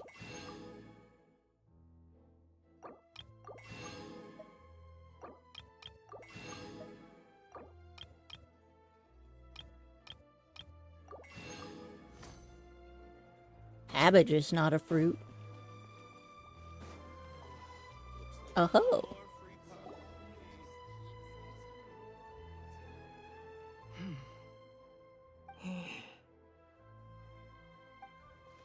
Gemma? You again. What is it this time? We just ran into the men who've been threatening you, and we gave them a taste of their own medicine. So, you can relax now. We're here to protect you. What? Why? I didn't tell you anything. Why would they come after you? Sounds like they're no strangers to you. That's putting it mildly. I know them all too well, and I hate them with every fiber of my being. It's been 10 long years, and still every time I try to look into Caesar's death, they show up and warn me not to do anything stupid. How do I know I can trust you? Do you really think you can get to the bottom of it all? And why are you doing this? I wonder if she's the one who sent the threat. Because if that dude we met with, who was his apprentice, is actually the thief, it would make sense that you found all the stuff and the loot in that dude's house. If he was in love with Gemma, and he's just mad at her for never dating him, mad at her for wearing mourning clothes after 10 years, etc. And then, he wouldn't want anyone looking into this crime at all, right? So, if someone wanted the crime to get reinvestigated, then having someone send out that kind of warning threat might make sense. Maybe she did it. Go on, Loki. There you go. I'm afraid I can't reveal all the details just yet, but I can promise you this. I will expose the Phantom Weasel's true identity. Because you see, this is a personal matter of the utmost importance. I give you my word. Trust me. Arrest him, and then take all of his money and put it into taxes. Government's money now. Okay. How can I help you? I've heard that Caesar used to have a magic workshop where he kept a lot of his personal effects. If possible, I'd like to take a look at them. Do you know where it is? The Fleuve Cendre. But the place was sealed up by the police after his death, and no one's been there since. I also know that the Fleuve Cendre is dangerous territory. Lots of hostile groups lurking around. If you're serious about going there, please be careful. Eh, we're fine. We got the Mafia on our side. Understood. Lynette, you stay here and take care of Gemma. Don't let her come to harm. Got it. But if I'm staying here, I'm ordering dessert. No one said you couldn't. I mean, bon appetit. But stay sharp, too. They're likely to come for you while I'm away. Okay. Alright. Power saving mode off. I'll start taking this more seriously now.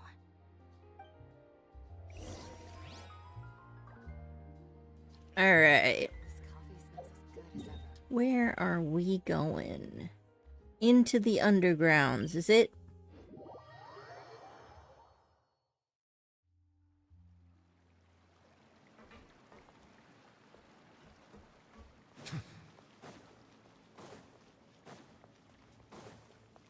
Too bad none of the vendors here want to sell to me. I want to support local businesses.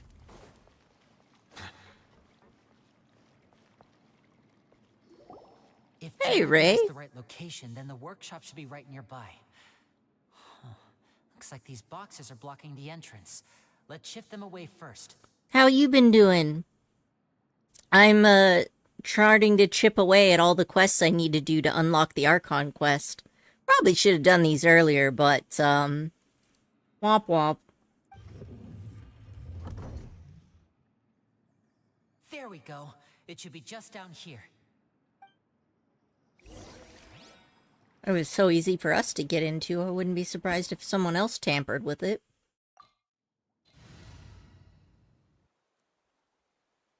Alright, let's go. Yeah, right now I'm doing Lenny's story quest. We're solving this,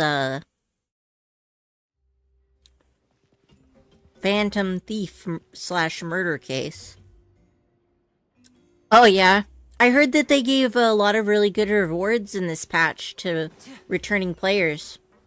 Like, special login rewards.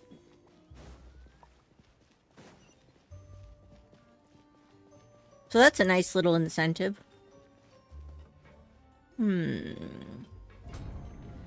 Oh, nice. So this was Caesar's workshop. Kinda cool. Nothing suspicious here, just normal magic props. Let's head in further.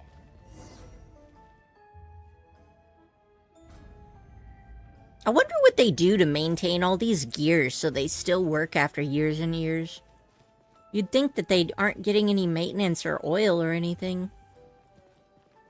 What was that? Oh, is this one of Caesar's gadgets? Guess we must have triggered some sort of device. Gosh, look at those otters. They're so cute. You lost your 50-50 with those rewards? Oh no! I'm sorry, Ray. You're rolling on Farina, right? I hear her kit is really interesting. Okay, so I can't go through there. Wonder if I hit these things if anything happens. No. Guess I'll go this way. Wait, no, that's where I came from.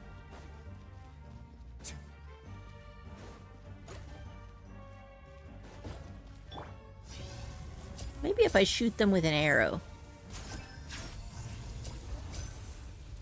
Hey, what do you know, it worked. Why were there two cats? Oh, it's because this isn't my Lenny. I bet he's got some C's or something. Oh, yeah. Oh, wait, let's look at his constellations. Yeah, he's got C3. Okay. Yep, that makes sense.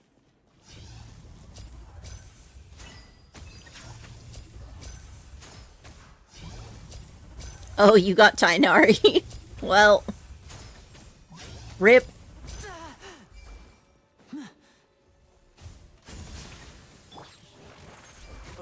Yeah, I'm really liking the Fontaine characters. How are you liking Fontaine so far, Ray? Honestly, I think Risley might be my favorite character so far. Look, the doll in the box is glowing. Oh, they can fly? Well, that's interesting.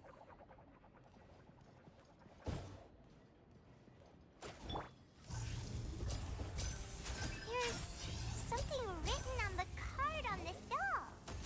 Let's take a closer look.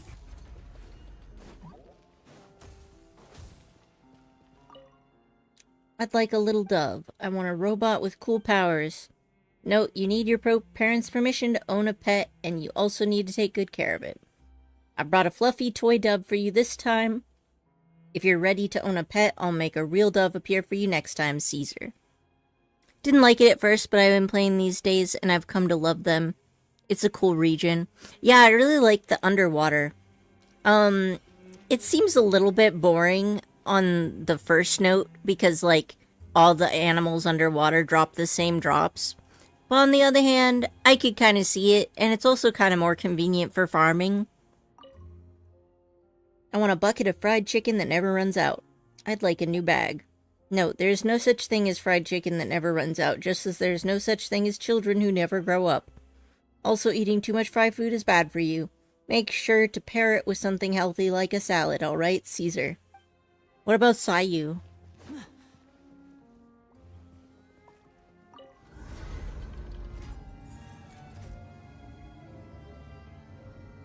Oh yeah. Bullying, Hydro Slimes with Risley is so fun. I didn't understand how to kill anything underwater at first. Yeah, I get you. Because your default little thing doesn't even give you very much. The end of this route. Shall we try a different one?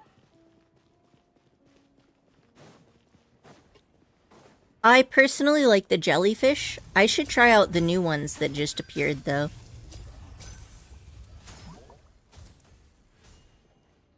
Hey, how come the second one didn't have two? I don't agree with this inconsistency. These magic boxes are moving. What do we do? One of them looks different from the rest.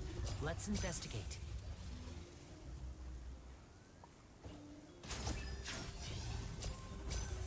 Alright, one done.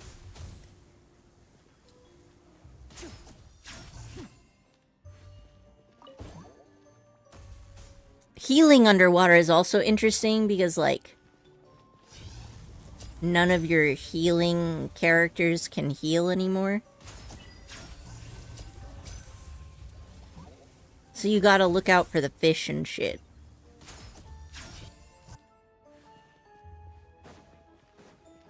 Just to cover all our bases in case there's any secret chests.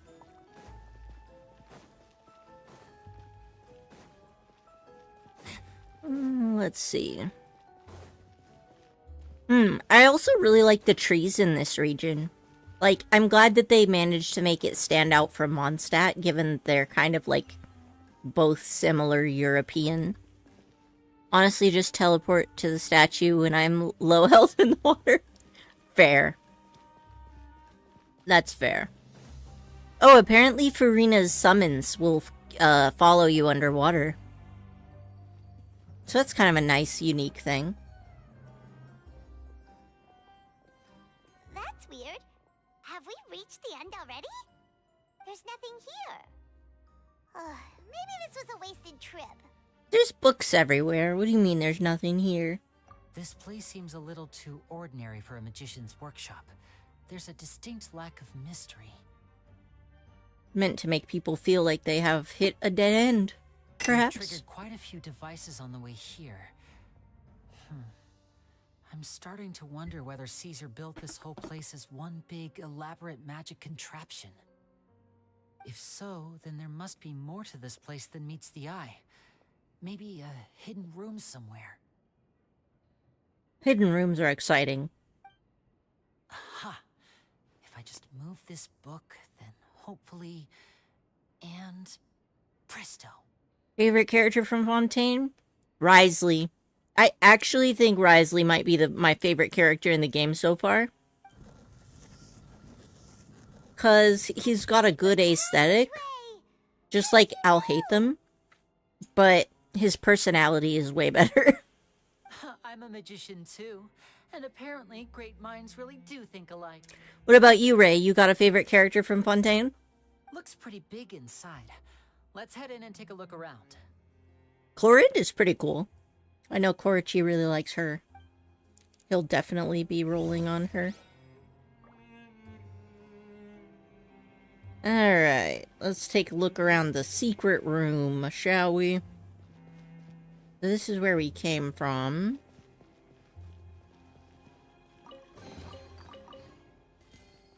Got some loot.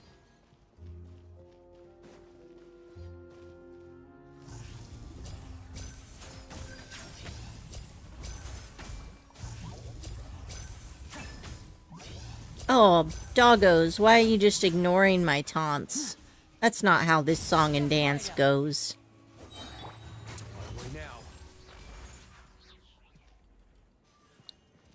I was just talking with Korichi about this the other day too. But another nice thing is I feel like there's way more healers. Because, you know, the water element has typically been associated with healers in Genshin. And, I feel like there's so many characters that heal themselves, like, and damage their own health as well. Pretty much my entire team except for Baiju. Furina right now, but that new girl from the Archon quest is super cool too.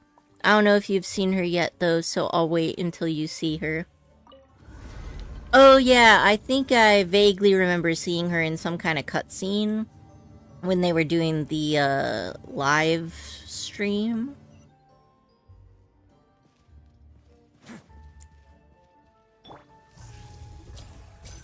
The one with the white hair, right? I think it'll be really interesting to see her.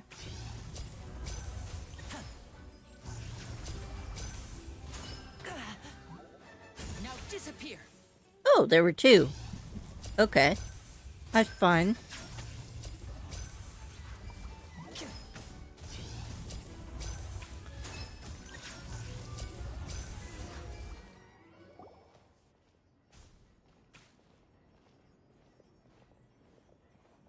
Yeah, and apparently that character looks a lot. Is there some device in that box? A lot like a character from Star Rail or something? Or a character from the Honkai series? Who knows? Huh. It just looks familiar somehow. Let me check this out for a second while you guys go on ahead. If anyone makes a major discovery, let's rendezvous here. All right, see you in a bit. I mean, that's definitely a false wall, isn't it? But it doesn't look like there's a lot of space saved. Yeah, I think Skirk is his name, and it looks like she uses Quantum Element. That's interesting, so I wonder what element she'll use in Genshin then. I don't have any Quantum characters in Star Rail right now because only waifus can have Quantum, I guess.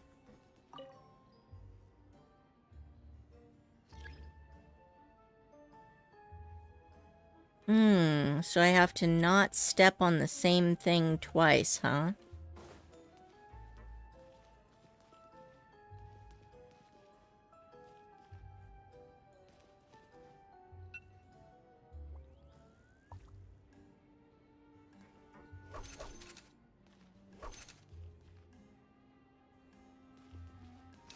Oops. I fucked it up. That's okay. We shall try again. Alright, so what if I go up here?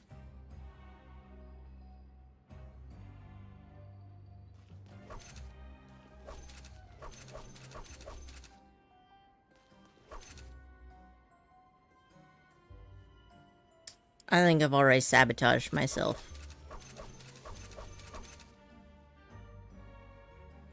Definitely sabotaged myself. Oh! If I can hop, maybe I can make it. Okay. I'll just wait for it to take me to the other side. Hey. What? Seems like we can't step on the same tile twice. I would have made it. Finish it in one run, huh? I didn't know that turning around without leaving the tile counts. Okay, okay. So I think I went this way. Hop. There we go. Nope, I don't want to do this. Come on, you can do it, buddy. Hop. I guess there's no rule about not walking on that other tile, the blank ones, but just to be extra snazzy.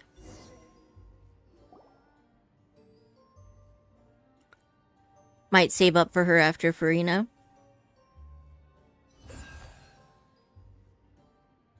Yeah, I know, just like the ones with the glowing light panels. Although we've had a lot of these types of puzzles in Lake Sumeru too, actually. You done with your internet, Kiryu?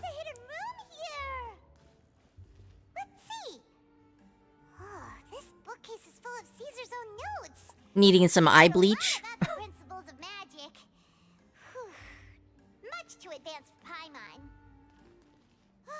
Hey, look! Is that Caesar's diary on the table? Alright, let's see what this guy's got in here. This book's thick as a brick! Let's take a peek inside it, shall we? Paimon excited about books for once. At one of my shows a few days ago, a child asked me how I pulled candy out of my hat. As a joke, I told the kid that the hat has a built-in wish-granting machine. Next thing I know, today a whole bunch of kids were pestering me to pull all sorts of things out of the hat. So I told them another white lie. The machine needs time to power up, but in the meantime, you can write your wishes down. Well, they took me up on that offer, enthusiastically. As I write this, I've only just got back from running around all over town, buying the things they wanted. Boy, are my legs sore. I wound up saving very little this month, but that's not a major issue. I now have a bigger problem. How am I going to hide all these things inside my hat?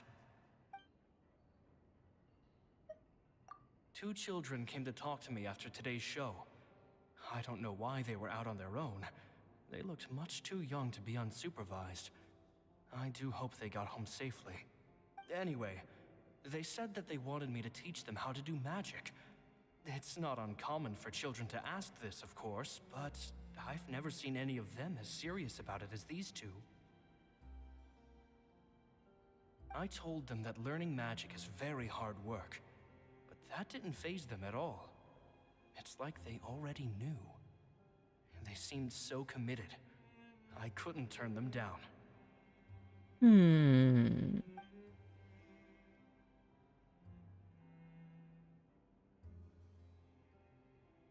That couldn't be that Gemma was one of the kids, because she looked older. Yeah, he is gonna need a bigger hat, alright. One thing I'm curious about, in this world, it seems like everybody has space magic. Because, like, everybody's able to disappear and reappear their weapons at will. Or maybe that's something only vision holders get. Because no one's ever surprised about the weapons disappearing and reappearing in the air. Or, like, random objects like Cup. It seems like something's bothering Lorenzo lately, but he won't open up to me about it. Surely he's not upset that I agreed to teach those 2 children. I'll have to talk him around. I have a good feeling about those kids.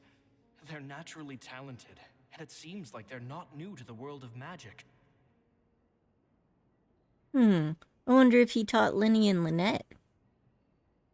They have all sorts of fantastic ideas.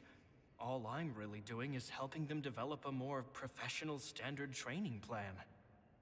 They wanted to call me Master, but I told them they absolutely mustn't. Any magician worth their salt could have taught them what I have. They're the geniuses here. Compared to them, I don't deserve to be called any sort of master. That's a good point. Maybe it's a vision thing, though. Yeah, I was thinking it must be a vision thing, because, like, that's also true that only vision users can breathe underwater in Fontaine, right? Seems like having a vision comes with a lot of perks. With time, I have no doubt that they could become far greater magicians than I. My only concern is why they're so mature for their age. I fear they've had to grow up too fast. I don't dare to imagine what they must have been through. Gemma thinks so too. She doesn't like being around them. Says that their eyes are too piercing. They don't bother me, but then again, I've never been the sharpest tool in the shed. Well, they are from the Hearth, so... It's nearly time for me to go on tour. I asked the 2 kids if they'd like to come with me, but they shook their heads. I once overheard them talking about their father and their mission. Sounds like their parents have other plans for them. I guess we'll be parting ways soon. It's only been 10 days since I first met them, but I think that I've gotten a feel for their personalities now. They're very tough, but also very cautious, and they trust no one but each other. This, I fear, is not a good habit to have. They hide things from me too. For example, when I asked them where they live and why they wanted to learn magic, they lied. That's the thing about children. Whenever they're trying to cover something up, it always shows somehow. I can sense that their lives have been hard, possibly even dangerous too. They're not like other children. It's a shame that I can't do more to help them. After thinking things over, I decided to tell them a bit about how I see the world. It's full of lies and falsehoods. And that is why we must find our own truth. P.S. I hope they won't find my nagging annoying. Children are so opinionated nowadays. Will it do them more harm than good for someone they've only known 10 days to lecture them like that? P.P.S. Maybe I'm overthinking this. Children aren't interested in grand philosophies. It probably just went in one ear and out the other. I bet they've already forgotten every word I said. I bet they didn't. The quests in Fontaine are pretty interesting. Which ones have you done so far, Mary? I haven't done too many because most of the time when I'm streaming, I've been doing it in multiplayer, and that kind of limits what you can do quest-wise. I did really enjoy the Melusine village quest, though, with the artist. Oh, Caesar, Caesar. Just mind your own business next time.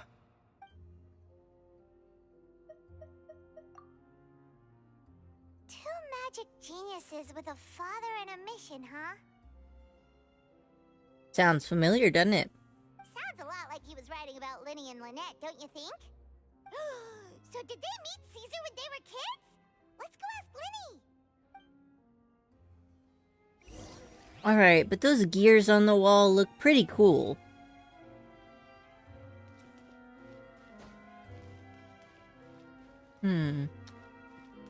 Alright. I don't think I'm gonna find anything else in here. So, moving along.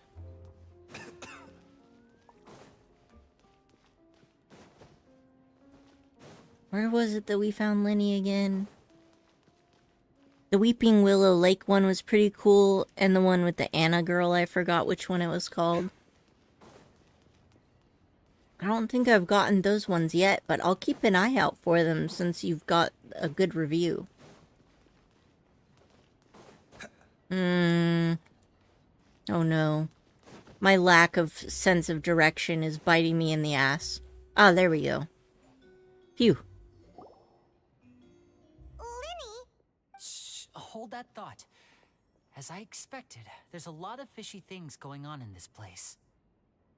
Fishy? Uh-oh, what have you found? All in good time. Before we go over our new leads, I want to tell you how a high-altitude escape is performed. First, the magician slots themselves into a magic box in full view of the audience. The box is then suspended high in the air, and a short while later, the base automatically opens. At this point, a dummy will fall out of the box, but it looks real enough to grab the audience's attention, and they start wailing and screaming.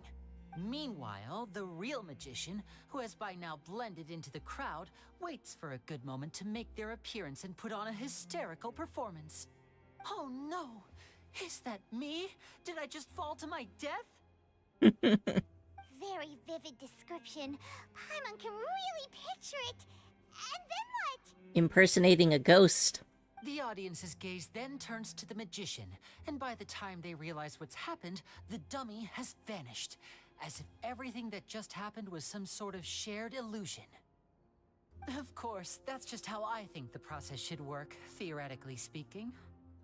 The inventor of this trick never performed it successfully. When the box opened, Caesar was the one who fell out, and not the dummy. He fell right to the ground from the highest point of the opera house. No one could hope to survive that fall, not without a vision at least. And no one else has ever attempted this trick since. My understanding of how it works is just based on what I could gather from his notes and the relevant gadgets here in his workshop. An assistant would have been able to easily sabotage his trick, though. So Caesar's famous high-altitude escape has never been done, huh? Paimon was about to say how cool it would have been to see it in person, but if it's that dangerous, it's probably for the best that no one else tries to do it. Wait a second. So if a dummy's supposed to drop out of the box, then where does the real magician go? How does he get out? Glad you asked. That brings us to the secret of said box. This box right here is the one that Caesar constructed himself to use in the performance, and it's not as simple as it looks. Inside, there's a device that only the magician himself would know about. Once the magician's inside and the box is lifted up into the air, the audience's view of the box is fixed at a certain angle. From where they're standing, they have a clear view of the front, sides, and bottom, but the back and the top are now no longer visible. At this point, the magician presses a button inside the box, opening a secret door out of view. He then escapes through this trapdoor onto the Opera House roof, waits for the dummy to fall and distract the audience, and quietly returns to ground level. That's way simpler than Paimon imagined. Even Paimon could probably do it. You can fly, Paimon. Well, there's a little more to it than that, of course. The hardest part of this trick is controlling the audience's mood and reactions. That takes an exceptional degree of showmanship.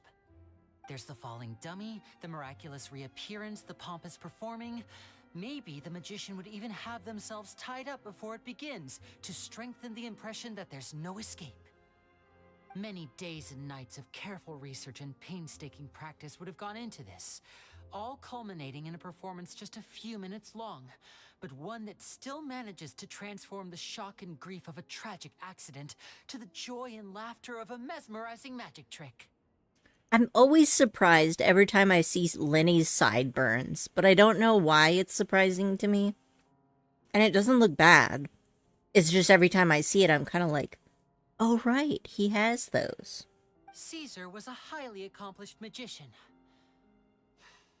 But unfortunately, even he didn't manage to pull it off. So, how did it go so wrong? You said you found some fishy stuff here. Have you figured out what really happened? I can make a pretty good guess. I looked into the case files. The magic box Caesar was using at the time of his death had the secret button I mentioned positioned on the right-hand side. And sure enough, he always used his right hand as his dominant hand in public. Okay. Nothing suspicious there.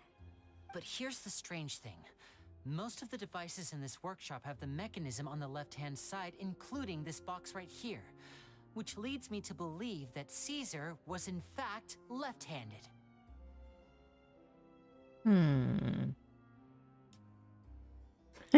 Yeah, right? Like, it's easy to miss. And here, on this side of his face, it's even easier to miss because it's pulled back so it looks like a much bigger strand of hair. Because a magician can't afford to have their most basic habits stand out too much. People naturally focus their attention on the most important details of the task or situation at hand. But a magician needs to be able to redirect an audience's attention at will so as to avoid arousing their suspicion. The essence of magic is getting people to believe a lie. If even the truth raises eyebrows, the falsehoods become all the more difficult to mask. Okay, that's fair. And so, Caesar trained himself to use his right hand to align with his audience's expectations. Great magic always requires sacrifices. But in his most stressful and nerve-wracking moments, and when no one was watching, reflex would kick in and he'd use his left hand. That's why he set his gadgets with the mechanism on his left. Exactly. I think that's likely what happened. Caesar would have been under a lot of time pressure during the escape. He'd have had mere seconds to open the hidden compartment, retrieve the dummy, then open the secret door and make a swift escape. But I'm sure he was confident. He would have rehearsed countless times to the point where it was second nature. He'd barely need to think about what he was doing because muscle memory would guide him through. So he opened the compartment, took out the dummy, checked everything was in order, and then went to leave. With his left hand, he reached for the button, and suddenly, his heart skipped a beat. It wasn't there. Much like when you reach for your keys but find your pocket empty, his mind needed a moment to process what was going on. Instinctively, his left hand would keep feeling around for the missing button, maybe for another second or two, until the bottom of the box gave way. With the stakes being as high as they were, just a 2-second delay cost him everything. The authorities would find nothing suspicious and conclude that his death was due to his own error. When in reality, someone switched the boxes, and they did it to murder him. But they be able to make the switch without being noticed? That would be difficult to pull off, no? I don't know, an apprentice would have easy access. It would have to have been someone who knew that he was left-handed, and who could move his props around without arousing suspicion. Someone who was always by his side. Isn't that right, Lorenzo? Mm-hmm. You just couldn't let sleeping dogs lie, could you? He's like, I've gotten away with murder for 10 years, and I'm not afraid to kill again. But unfortunately, you kicked an iron plate this time, motherfucker. There's not a lot of people who'd go to all this trouble for some magician who died 10 years ago. I didn't want to have to do this, you know. Silencing you the hard way just creates more problems for me to deal with. But I gave you your chance. I hoped you'd do what's good for you and back off like the lady, but you disappoint me. You mean Gemma? So you are the one who's been threatening her! Yes, although however stubborn she might be, she was never much of a liability. But you people, you never even knew him, but for some reason you just wouldn't drop it. Which is why you can't leave this place alive. Take them out, and make it quick. We beat their ass last time. Why are you so confident? Do your worst! A bitter pill to swallow. At least they brought a robot dog. But like, sirs, y'all are weak as tissue paper. A moment, please. Oh, hey! There's even another robot. Alright, alright. I can see that you're treating us with a little bit more respect.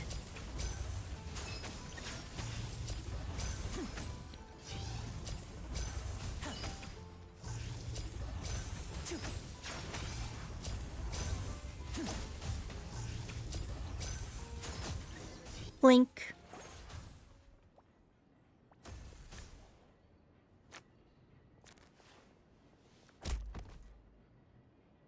I am so curious about how that works. You kids are tougher than you look. Had enough yet, Lorenzo? Your cronies can't help you now. I think it's high time you started talking. And what I'd really like to know is, why did you murder Caesar? If I had a Mora for every time you said that man's name. Of course you idolize Caesar, everyone else did. But I was the real genius magician. Me! He was just an amateur who did cheap tricks for gullible children. I was the one who made magic into the fine art it is today. The aristocrats doffed their hats to me! Yeah, that doesn't sound like a reason to kill people. So it was jealousy. Jealousy. Hatred, more like. I hated Caesar. All he cared about was his magic. He lived and breathed it. He poured everything into his street performances and his stupid tours like it was just a hobby to him, never bothering to think about Mora. What sort of fool devotes their life to the art of deception and never has a Mora to show for it? But the people loved him, didn't they? Oh, how they looked up to him. No one gave me a second look. All I ever heard was, "Oh, your master's amazing, isn't he?" Amazing. Yeah, so amazing that he was completely broke. Every other apprentice was living it up at their master's expense, but no, not me. I put in all the work, mastered all the skills, and it brought me nothing more than the life I already had. So why didn't you just leave, bro? He forbade me from using magic to trick people out of their Mora. There was nothing he hated more than that. And with his reputation in Fontaine, it was too risky for me to go it alone. As long as he was alive, if I dabbled in my own brand of money-making magic, he would expose me, and it would destroy me. I had to kill him. There was no other way. He had to go. I mean, you could have left Fontaine and then tricked people somewhere where the art of magic isn't known. In any case, he's a piece of shit. And this was your only motive? Now, I think he also wanted his wife. It was reason enough. What other motive would I need? Well, I was under the impression that there might have been other factors at play. For instance, maybe you were in love with Gemma, but she was engaged to Caesar. In love with Gemma? Don't be ridiculous. Guess I was wrong about that then. Next question. Are you the Phantom Weasel? I am. Caesar was so strict with me. He insisted that his way was the right way, that the sole purpose of magic was to bring joy to the world. I never bought into any of that. I was more interested in the practical value of magic. Sure enough, it helped me fill my pockets with all kinds of valuable treasures. But I heard that the Phantom Weasel stole from the rich and poor alike. I still think he was an adrenaline junkie. Oh, yeah! Charlotte told us that the weasel would steal whatever people valued, no matter how much it was worth. That's just how it looked from the outside. What would any thief want with second-rate loot? I've only ever targeted high-value items. I stole cheap things as a way of practicing my craft. It was other people's overactive imaginations that conjured up the preposterous image they then dubbed the Phantom Weasel. So, that's the story, huh? Well, I hope you're ready to tell it all over again during your trial. What choice do I have? You're a pack of wolves, and you've got me between your jaws. You've seen what's here, and my last-ditch effort to stop it getting out has failed. What else can I do? Nah, he's definitely got a last card in his pocket. Maybe like blowing this whole place up or something. So be it. I've enjoyed power and wealth for the last 10 years, the likes of which Caesar could never give me. I wouldn't choose for things to end this way, but I regret nothing. Very well. In that case, I'll contact the guards. Traveler, Paimon, keep an eye on Lorenzo for me. I'll meet you just outside the workshop when I'm back. This is so ominous. Anytime somebody says something like that, the bad guy's gonna get away.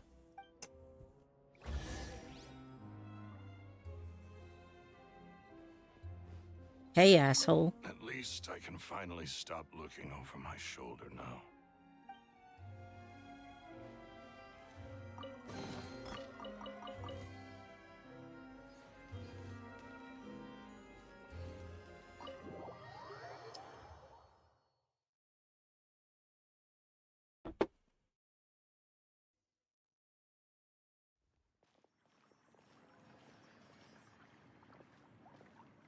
Lenny has told me the whole story. Lorenzo, do you confess to the murder of Caesar and to framing him for the Phantom Weasel's crimes? Look who's finally developed a conscience. I don't think that's what's happening here, babe. What kind of disciple murders their own master? I hope it was worth it, because there'll be hell to pay.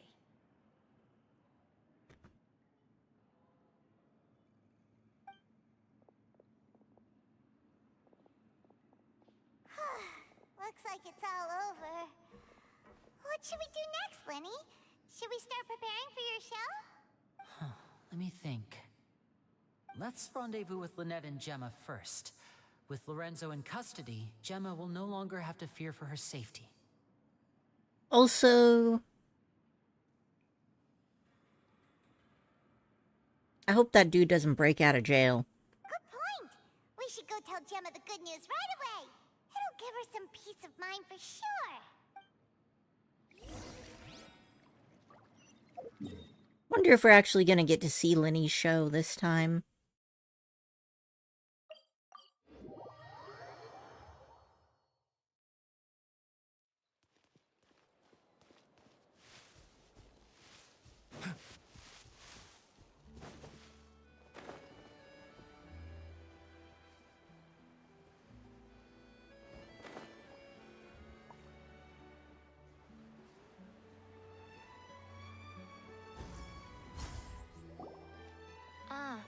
You're back. You were so quick. I've only just finished my third dessert. Your third? Lynette, come on. We've talked about this. Everything in moderation. You're not gonna have any room left for dinner now. That's fine. I'll shift to exercise mode and jog off the excess sugar. That's fair. That's besides the point. Well, it's done now. But try to eat a more balanced diet in the future. Point taken. Did everything go okay? Of course! Lorenzo was no match for us. The guards are taking him into custody as we speak. Gosh, that's amazing. I'm sorry, I still didn't know if I could trust you, but now it seems I can. I had my suspicions about Lorenzo, but It's okay, we understand.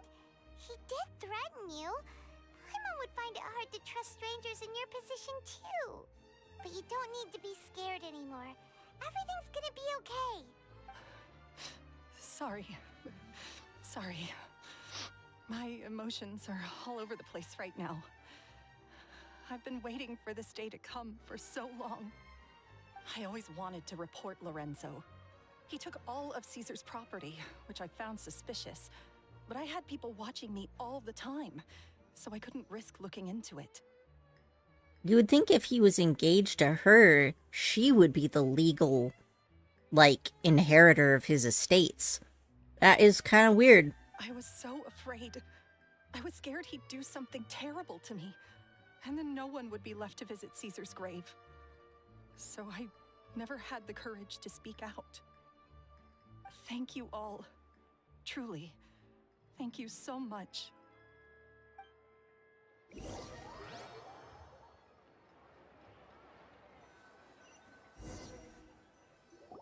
Poor guy. Thank you all for clearing Caesar's name. I never would have guessed that Lorenzo was the real Phantom Weasel. He never showed any signs that there were problems between him and Caesar in public. From the outside, it looked like they got along great.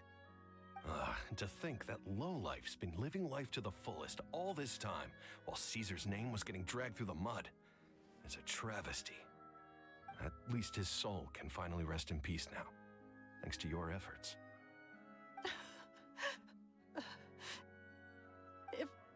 If only I'd realized before it was too late. No. Don't blame yourself, Gemma. This isn't your fault. Yeah, you still have the rest of your life to live. Caesar wouldn't want to see you spending it feeling guilty. Cheer up, Gemma. My brother's doing a magic show at the Opera House tomorrow evening. Would you like to come along? It might raise your spirits. This show will be a special one. We're holding it in Caesar's honor. In Caesar's honor?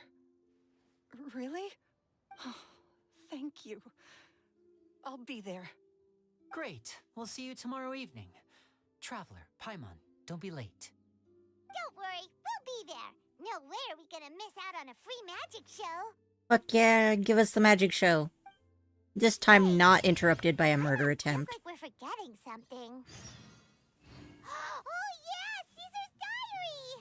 We never found out if the two kids Caesar taught magic to were Linny and Lynette or not. I mean, they probably are. Linny changed the topic back in the workshop, so we didn't get a chance to bring it up. Oh well. Guess we'll just have to ask Linny tomorrow evening. He might actually announce it at his show. It may take some time, but Caesar's reputation will be restored now that the real culprit has been captured. Looks like Gemma chose a good man after all.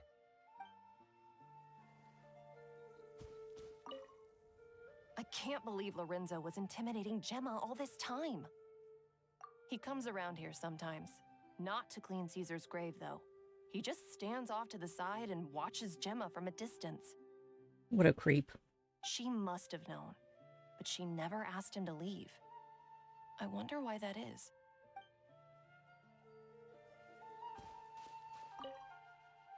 I've spoken many choice words about Caesar over the years. I'm so ashamed of myself now. He was such a good man.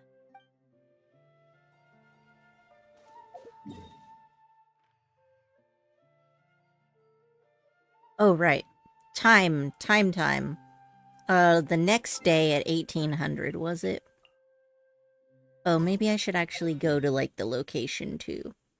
Where was that again? I think it's... here? Yeah.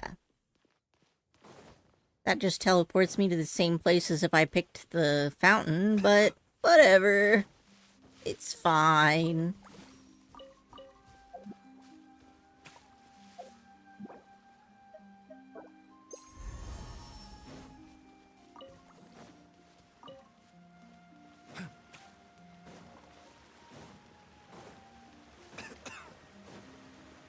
Alright.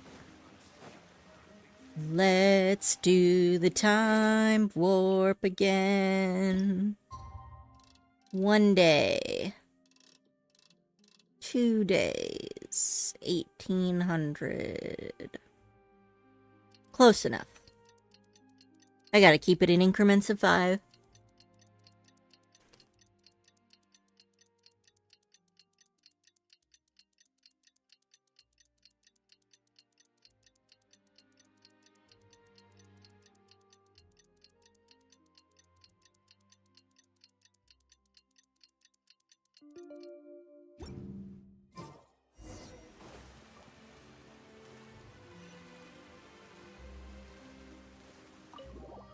To the opera.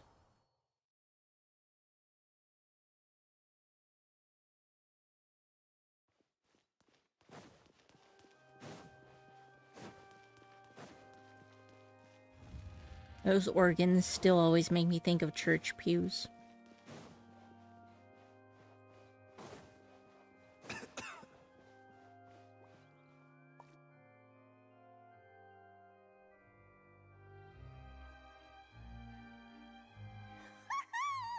Pyron's excited to see another of Linny's magic shows!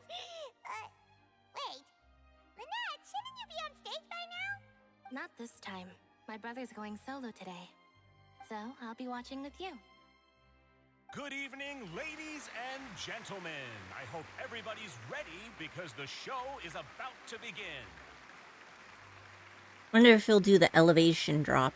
The great magician Linny has prepared a spectacular show for us all tonight, concluding with an all-new grand finale that no audience has ever seen before. I knew it. The elevation drop. Thank you all so much for coming. Now, prepare to join me on a journey through the mystical and miraculous.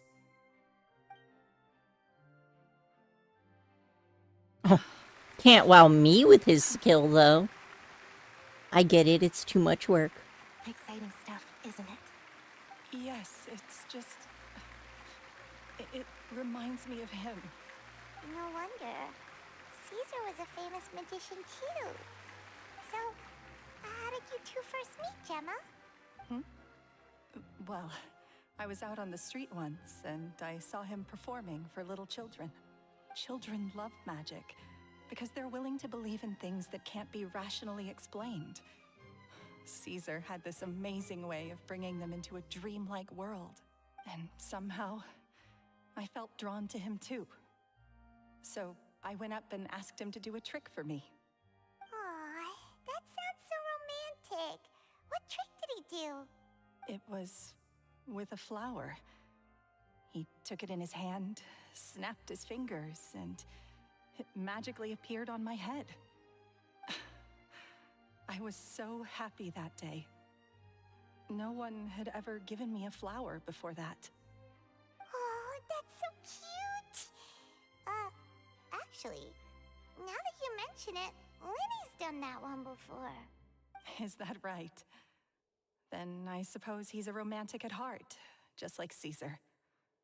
So let's treasure the time we have with him. After all, you never know when the people dearest to you might be gone. That's right. It's all over now.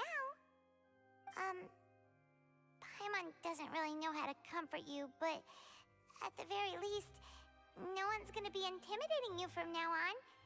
You can breathe easy at last, right? Right. Yes, you can breathe easy now, Phantom Weasel.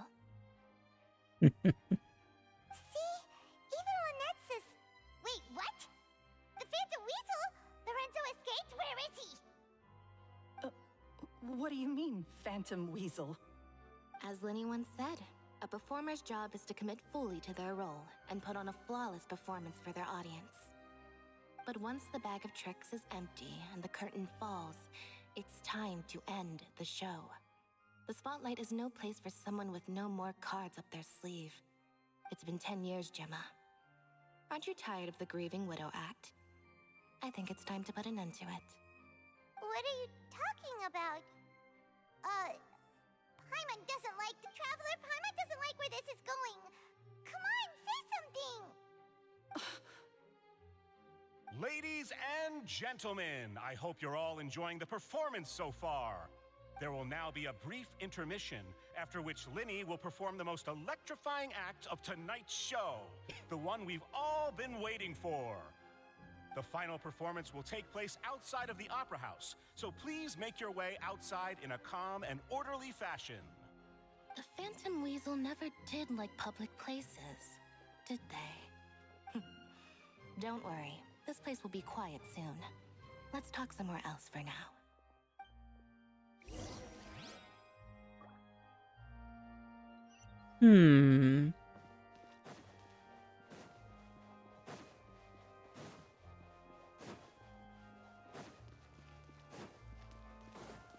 All right, time to spill the tea.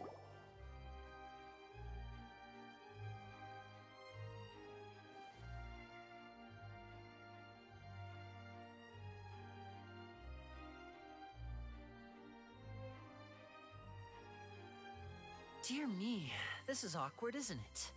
And unfortunately, I'm all out of gadgets, so I'm afraid I can't do any tricks to liven up the mood. This is a big mistake for a magician to make, but thankfully, I do have a backup plan. Now, who wants to hear a story? Linny, don't we have more important things to address right now? This is a setup, Paimon. Just go with the flow. Lynette accused Gemma of being the real Phantom Weasel a moment ago. Oh, what the heck's going on? All in good time. Magicians are good at guessing what people are thinking. I know the questions you want to ask. And as it happens, the story I'm about to tell might answer a few of them. Really? Well then, let's hear it! Paimon's dying of curiosity here! Let's go back to the very beginning.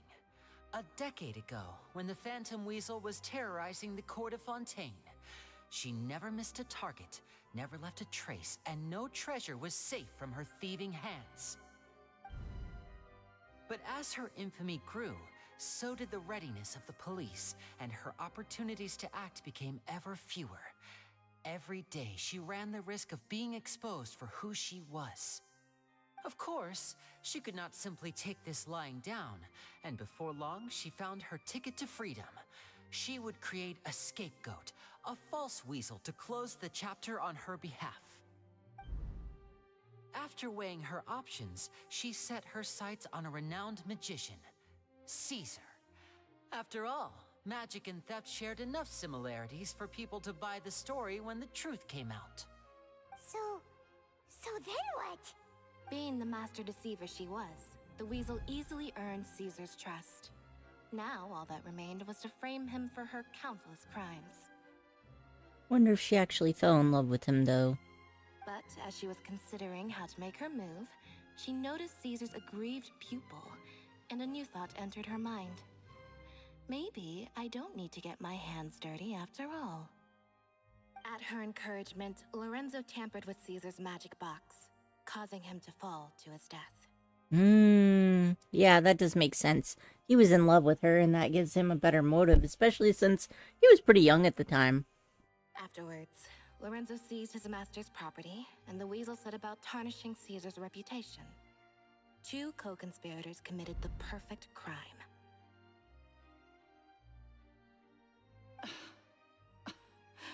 I've got to hand it to you. You're both exceptional storytellers. It's enough to make even me wonder whether there was really another mastermind behind all this, pulling the strings. But I just have one question. You seem to think that I am the villain in this tale. What's brought this on, Linny? Is it something that Lorenzo said? Don't worry, Lorenzo said nothing at all. But I never believed that he was the weasel, and in fact, my investigation only made me more certain of that. He was too forthcoming with his confession, as if there was something else he was trying to hide. Mm-hmm. How disappointing. So you'd sooner trust Lorenzo than me, even without a shred of evidence? A magician is an expert at playing the audience to get the result they want. And I have no doubt that you, Gemma, are equally talented in this regard. With a little help from Lorenzo, you put on a very convincing performance. The lovesick fiancé, whose devotion to her betrothed is unshakable, even under threats of violence. Caesar was maligned and hated by all for 10 years, but you? Everyone sympathized with your plight. Who would suspect for 1 second that the lovely young lady always seen weeping in front of Caesar's grave was actually the mastermind behind his demise? No, not that poor lady. Perish the thought. Wait, so you mean the whole intimidation thing was just a hoax? Gemma and Lorenzo were both in on it? I can see that. A little suspicious that they dropped that they already intimidated the other lady so easily. And his sudden confession was also a bit weird, given that he did not seem at all sorry for what he did. But why would Lorenzo agree to that? And why didn't he sell her out even at the end instead of admitting to being the weasel himself? And that's why he lied about being in love with her. Because if he was in love with her, that connects her to the murderer. Yes, why indeed? Maybe Gemma herself could enlighten us on that question. Well, Linny, if you're so confident in your version of events, then I think the answer should be obvious. Having killed Caesar with his own hands, Lorenzo was plagued by overwhelming guilt. Revealing the Phantom Weasel's true identity would serve no purpose. But if the Weasel remained free, then she could take care of Lorenzo's loved ones. An excellent answer, though sadly a little dull. Is that right? Well, don't let me bore you. If you'd care to change the topic to something more interesting, I'd be much obliged. She's already dropping her act. As a matter of fact, there's one thing I'd really like to understand. Why would the real weasel have targeted things that only have value to other people? Could you shed any light on that? Of course. After all, we're just telling stories here, aren't we? Funny how she thinks she's so sure there's no evidence. If I had to guess, I would say that the real weasel must have had a terrible childhood. Left to fend for herself after her parents died young. Betrayed, scorned, beaten. She'd scrounge waste paper from garbage bins to draw on, using twigs and dirt for lack of ink and pen. She'd sew ugly ragdolls from whatever scrap material she could get her hands on. This was her only source of happiness in life. But it was all she needed, and she was content. Until the world decided that even this was too good for her.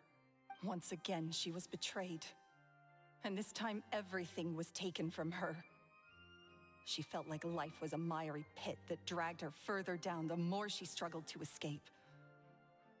At that tender age, she should have been happy. Instead, she stood in the shadows and watched with envy as all good things in the world passed her by. This was a fate too cruel for anyone to bear. Her pain became a breeding ground for dark thoughts. Thoughts which festered and grew into a twisted solution to her troubles. I detest the happiness of others, in all its forms alike. I will rob them of everything they hold to be good and true, and it will fill the void in my soul. That's some pretty heavy stuff. Now it all makes sense. Does this story satisfy you, Linny? Yes, it is quite to my tastes. Thank you for helping to clear up my confusion. So what was with the warning letter? Oh, Linny could have sent the warning letter himself, since he was planning on investigating this anyway, and since he actually learned some magic tricks from that guy. Huh. That's right. What drove Gemma? What were you trying to achieve there? Because without that, none of this would have ever come to light. She didn't write the letter. After 10 long years, I'd hoped that the Phantom Weasel would be consigned to the history books by now. But it seems like someone still wasn't ready to let her finally be at peace. Linny. Or should I call you the Phantom Copycat now? You were the one who posted that letter outside the Opera House. But why? Very sharp, Phantom Weasel. Still as shrewd as ever. Well, no need for me to be coy about it. Our goal was to clear Caesar's name. The most straightforward way to change the public's impression of Caesar was to force the Weasel to show themselves. That's it? You had no other agenda? Of course we did. We made it quite clear in the letter, I believe. I shall take from you that which you hold most dear, just as you did to me 10 years ago. 10 years ago? You mean Caesar's death? You met him? Wait. Oh, I get it. You were those two obnoxious kids. It's been so long, and you're all grown up now. I didn't recognize you. He taught you magic back then, didn't he? For what, 10 days or something? And you went to all this trouble. Why? Because you feel like you still owe him something? We remember all our debts, however great or small. 10 years ago, Caesar's reputation was torn to shreds, and his legacy was thrown out. 10 years on, and no one cares what the truth is anymore. But we did not forget, and so we came to find you. I love them. Vengeful son of bitches are my people. You're the best. And? What exactly did you take from me? I'm still standing, as you can see. Lorenzo has admitted to everything. I'm free. Free?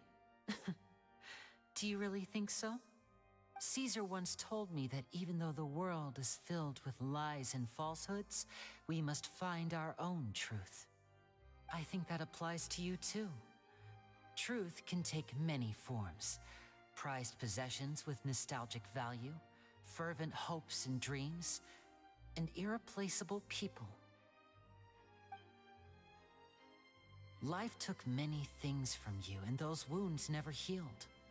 When they ached unbearably in the dead of night, stealing became your way of numbing the pain. What are you trying to say? I'm saying that for the last 10 years, you've been living a rather uneventful life. Perhaps that's because you found something other than a life of crime to fill the hole? Back to Lorenzo for a second.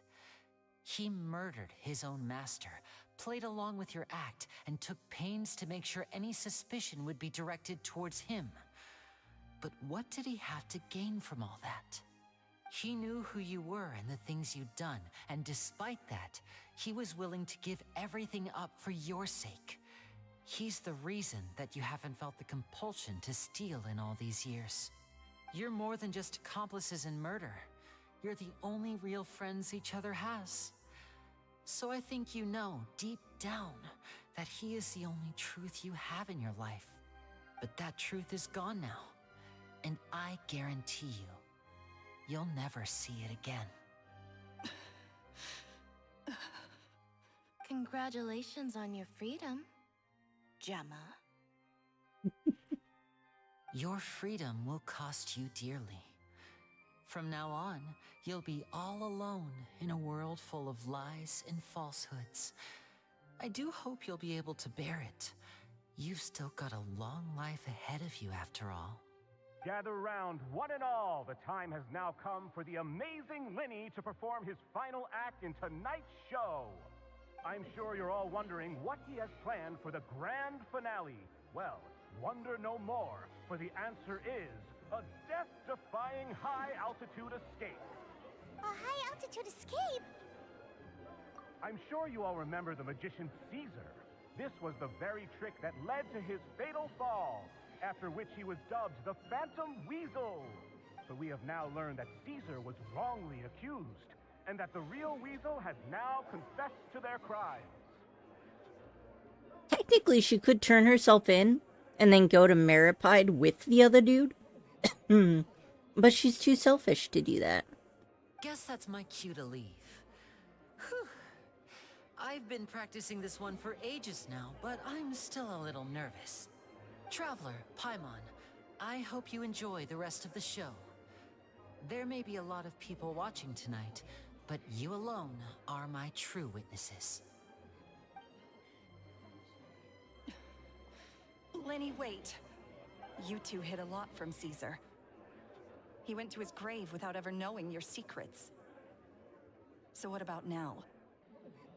Are you an open book? Or are you still the same as ever? You don't have to tell lies to end up isolated and alone. One day, you'll end up exactly where I am today. Maybe then you'll finally understand. You're wrong. I'm nothing like you. So, what are we, doing now? Like Lenny said, when you're ready, let's head outside and watch the show. But what about Gemma? She'll figure out what's best for her soon enough. Oh, and if you'd like to see Lenny after the show, you know where he'll be. The usual haunt. All right. Well, let's go and watch Lenny's finale then. This trick's a pretty dangerous one, but he should be able to pull it off, right?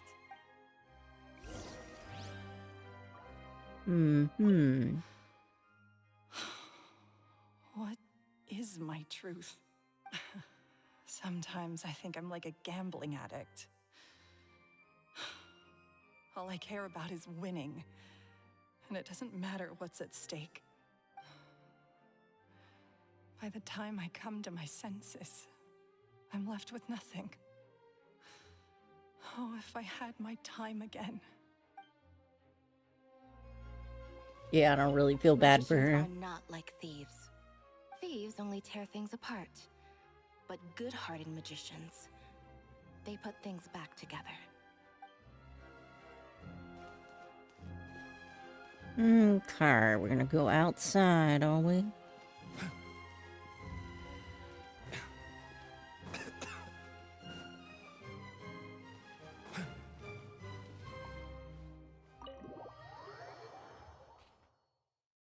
I'm not surprised that they care about him so much, even though they only had him for 10 days.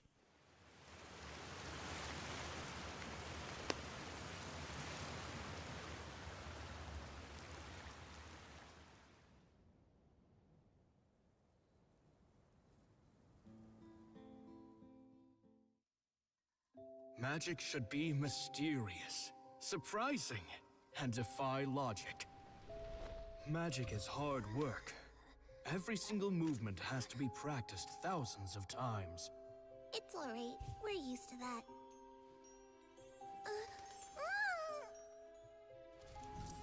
We're sorry.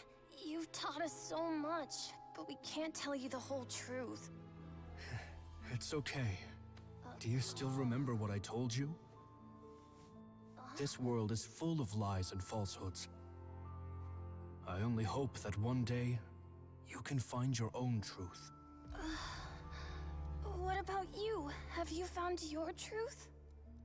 Magic is my truth. I want to perform a magic trick so great that people will always think of me when they talk about it. For a magician, what greater honor could there be? Look! Behold! Lenny is sealed inside the box. Will he manage to escape? 10 years ago, Caesar attempted this very trick, and it was at this precise moment that...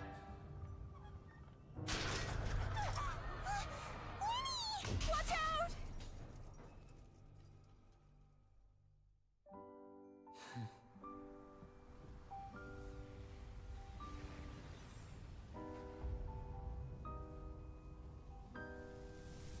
Mysterious.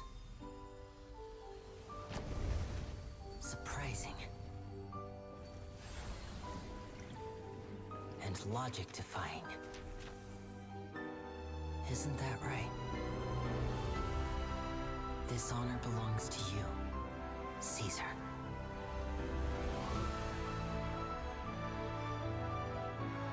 I'm just sorry it's a little late.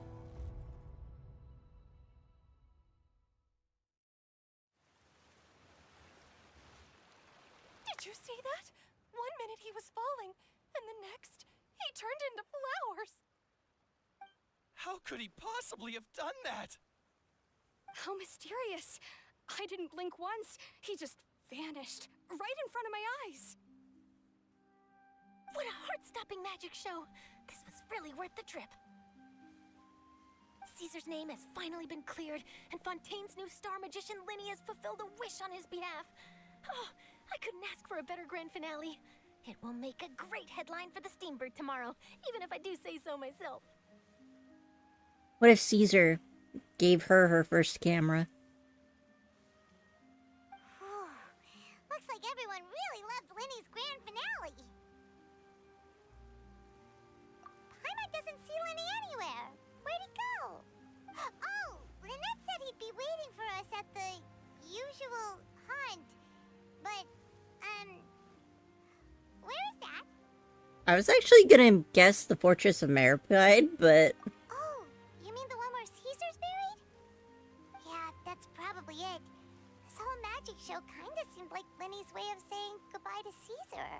So it makes sense that that's where he'd be afterward. Alright, let's go look for him there.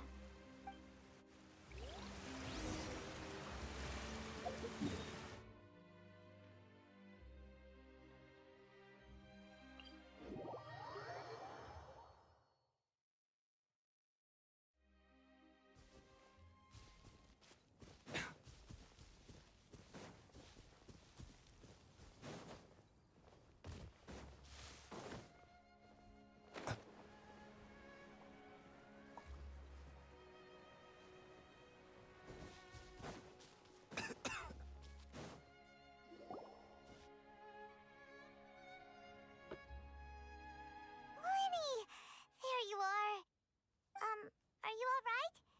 Paimon was scared to death when the chain broke. Paimon was sure something had gone horribly wrong. Magic is a performance art. A magician has to get creative to keep the audience on tenterhooks. That's our job. So I tweaked Caesar's original setup a little to keep it fresh. I was honestly a little nervous during the live performance. The thought of falling, suddenly feeling weightless, seeing the sky and the ground spinning and spinning. Sometimes, I can't help but wonder what Caesar thought in those final moments. yeah, given he would have practiced this trick a lot. Did he regret taking Gemma and Lorenzo on? Or did he believe that it was his own slip-up right until the end? You know, Paimon's been wanting to ask you about something ever since we were in Caesar's workshop. You learned magic from Caesar once, didn't you? When was that? After I joined the House of the Hearth. To be honest, Lynette and I had an agenda when we approached him. It might have been after the weasel, since it seems like father likes to protect public order. I told you about my past before, remember? As a young boy, I survived by secretly learning magic from street performers.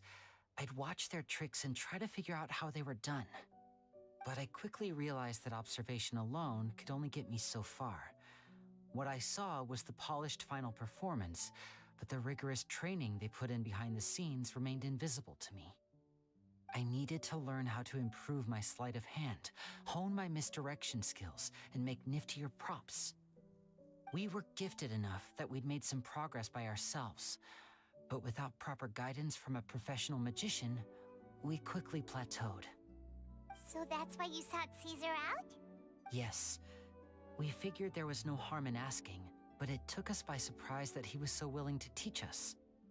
In all, we only spent 10 short days together, but he was very good to us. By contrast, we hid so many things from him. For instance, when he asked why I wanted to learn magic, I answered, "It's my passion." But in truth, there was already a lot more to the story by then. After being taken in by an aristocrat for our magic talent, then betrayed soon after, this was no longer about me doing what I loved. What amazed me was how the lie escaped my lips even as I was hesitating over whether to tell him the truth. Trust is a beautiful thing. Sadly, I'd forgotten how to trust by then. Lenny. Still worried about the way I feel? You really are a gentle soul, aren't you? But don't worry, I'm used to it now. From the mansions of the elite to the house of the hearth, lies and selfishness have followed me and Lynette everywhere we go. After Caesar went on tour, we became busy with our missions. The next we heard of him was that he'd fallen to his death, and was now declared to be the Phantom Weasel. That night, I remembered his smile. But as I lay there, I didn't know what to say to him. To keep secrets is to put up walls. The longer you keep them up, the less you let people in. Then, one day, you look around and realize your life is like an empty auditorium after a show, full of seats once occupied by all the people who left. But I guess that's the price we have to pay. You only realize how much someone really meant to you when you lose them completely. That's why I was so confident this would hurt Gemma. Because I felt it for myself. Yeah, cheer up, Lenny. We've had to say our fair share of goodbyes during our journey, too. But whatever happens, Paimon always believes in what tomorrow brings. Delicious food, fun toys, and the Traveler by my side. Paimon just needs to focus on things like this, and all the unhappy stuff goes right out the window. You know, Traveler, doesn't that kind of make you Paimon's truth? Aww. Exactly. It's the same for me and Lynette. We are the truest thing each other has in the world, and nothing can replace that. Life has taken plenty from us, like it did from Gemma. But at least it left us with each other. That's what gave us the strength to get through the darkest days. That's why the darkness never consumed me, and why it never will. Maybe we live in the shadows too, but we remember every precious ray of light that shines through. All right, time to lighten this conversation up a little. What did you think of the show tonight? Were you happy with it? It was amazing! Paimon just wishes we hadn't been so distracted with the Gemma situation. We spent most of our time in the Opera House just talking and pretty much missed the entire first half of the show. Lenny, could you do just one more trick for us? Whoa, that's a bit of a tall order, I'm afraid. The show's just finished, so my sleeves are decidedly card-free right now. Aw, come on! Surely you can think of something. The Lenny Paimon knows can do anything if he puts his mind to it. Oh, all right then. I'll give it a go, but only because it's you. Watch closely. I have a flower in my hand. You liar! There's nothing in your hand! We ain't going along with this! Huh? My goodness, you're right. But I could have sworn I brought one here with me. Okay, try this. Count down with me. 3, 2, 1. 3, 2, 1. Now, have another look around.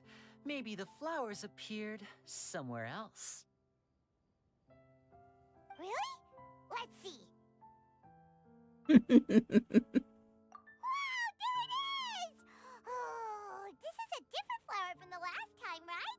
This one's called, oh yeah, a rainbow rose. But more importantly, Paimon has to know how the trick is done. Please, Lenny, pretty please! Well, if you want to learn magic, you'll have to start by addressing me as teacher. Fine. Please, teacher, please! Since you asked so nicely, I'll share one little tip with you. Namely, the student of magic cannot solely rely on others being prepared to reveal their secrets. You have to observe, think, and find the answers for yourself. Is that it? Look at the time. We shouldn't linger here too long. Thanks again for coming to see my show. I bid you both good night. I look forward to seeing you again. Alright, fine. See ya! That flower better show up in my inventory. Shall we head back down too? Oh, Paimon can't wait to read the Steambird tomorrow. Paimon bets Linny and Caesar will be plastered all over it. Let's head to the Steambird's offices tomorrow morning and see what we can find out. Yes.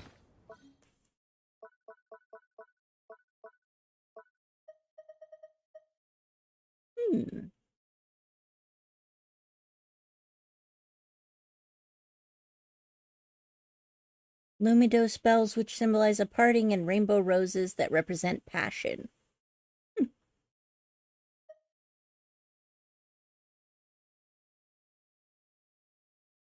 Oh, I forgot about that. Alright. Well, I think I've made pretty good progress. It's just... Oh, wait, there's still a bit more. Alright, wait until 8 a.m., huh? Flaring up.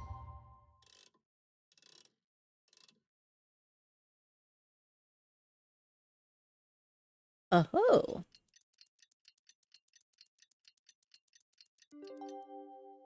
Again? Nothing to worry about. Alright. Ooh, I bet I'm gonna get a good reputation boost from this.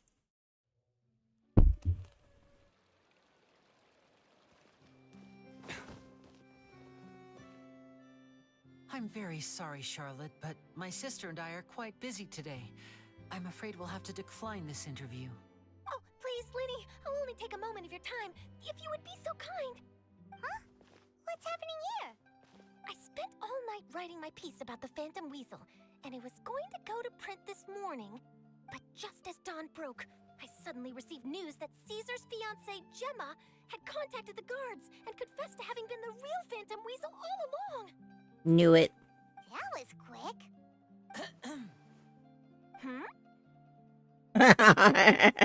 Too late, bro. That was quick, you say? It sounds like I've got some catching up to do. Please, fill me in. Whoops. Aha! My instincts did not lead me astray. You do have something to hide. Gemma turning herself in must have something to do with Linny's performance last night. Maybe watching my high-altitude escape trick reminded her of a better time with Caesar, and she could no longer ignore the voice of her conscience. Alright, Loki, not my face, please. I'm using it right now. Thank you. Huh. Okay, then. Wait, no, there must be more to it. If that's all it took for her to have a change of heart, how did it take her 10 whole years? Well... Charlotte's journalistic spirit is burning red. We're gonna have to distract her somehow. Oh, I remember now. You and Gemma were nowhere to be found after the show. What happened between you? Quickfire question. Where did you all go after the show? Oh, we went to the cemetery and Linny did a private magic trick just for us. Actually, glad you mentioned it, because that reminds Paimon, guess what? Linny started using rainbow roses in his tricks. What?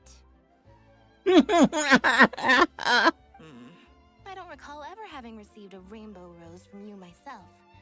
Is this supposed to mean that they're more important to you than your own sister? You know, I think the kind of passion that he's trying to communicate is not the type of passion you should be showing for your sister. So, I think it's okay, Lynette. No, I just... What now? Oh, did Paimon say something wrong again?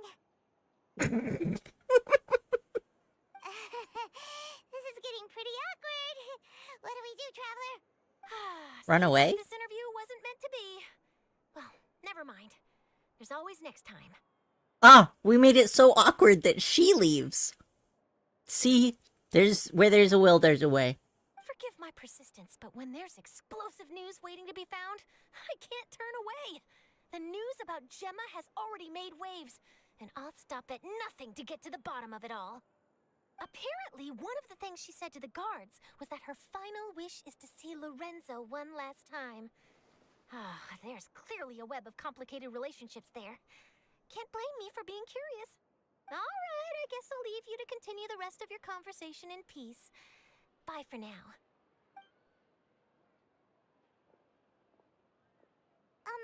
Lynette? Paimon didn't mean to. Don't worry, I wasn't angry. I was just trying to distract her. Oh, really? Oh, thank goodness. You scared Paimon there. Phew. You and me both, Paimon. You and me both. At least it did the job, right? Please, take good care of that rainbow rose. I'd be really upset if you lost it. It will be in my inventory until the day the game closes down.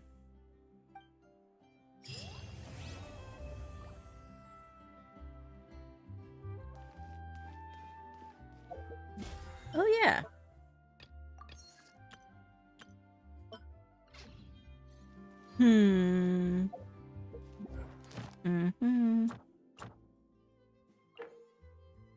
Once you reach adventure rank 40, you can quick challenge locked trounce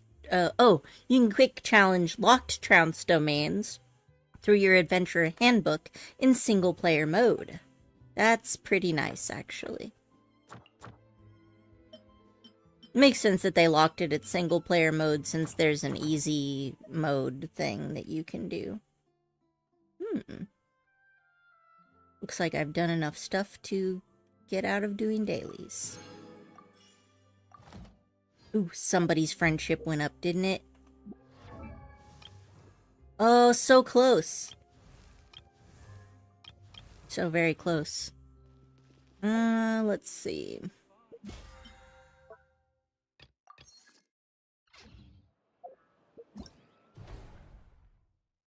Yeah, what is this?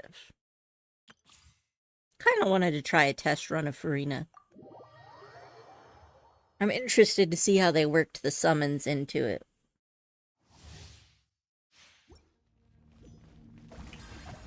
Okay, so they all get summoned at once, not one at a time. Do they just stay here until they despawn, or...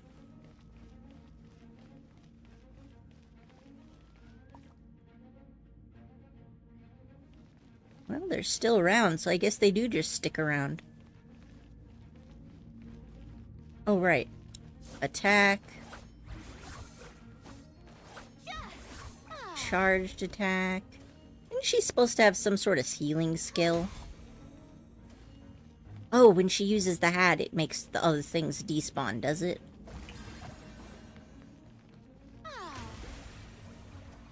And then they all just merge into this kind of weird, creepy guy. This is the healing thing, though, right?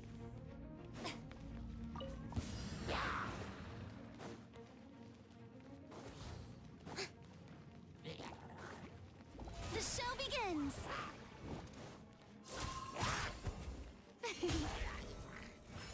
Oh, but if she charged attacks again, then it summons the 3 again.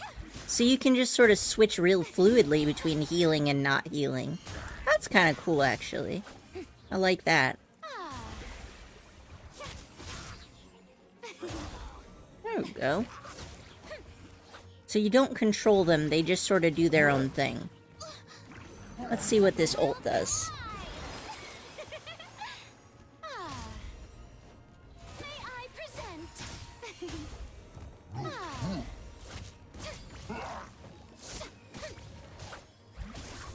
Oh, right. There she goes, killing off the whole party, huh? Alright. Let's make sure the whole party doesn't die. Oops. Does she only heal herself? Loki, sit down. I'm blind. You're blocking the screen, buddy. Thank you. Yeesh.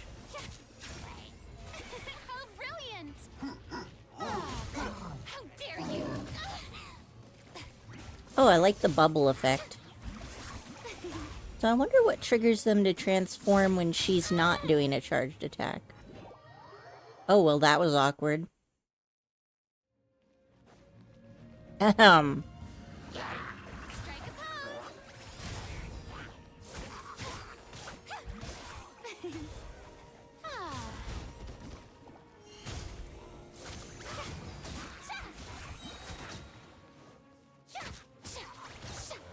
Her little dudes seem to do pretty good damage.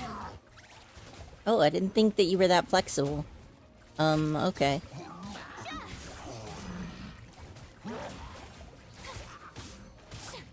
Let's see if I can kill off the entire party.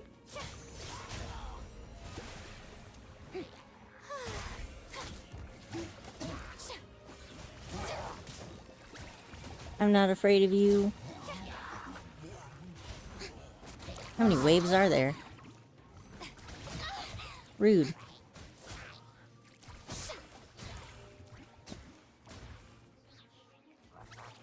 Run away!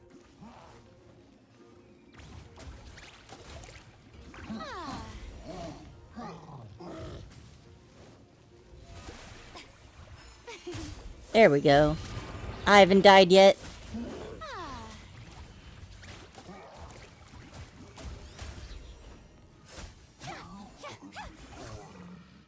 Oh shoot, there's more. Alright, that's fine. That's fine. How dare you! Let my name echo in song!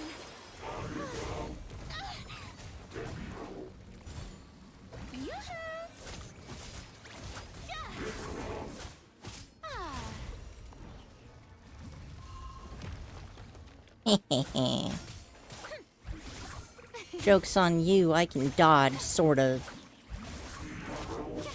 Plunk. Plunk.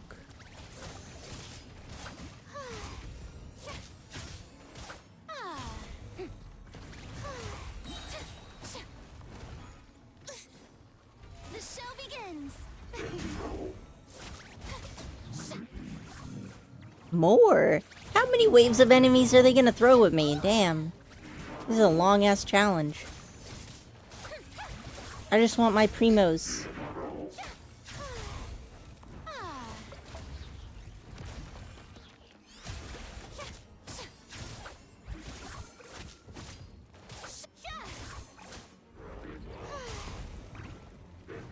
Wonder, can you just run away the whole time and then let her summons kill things for you?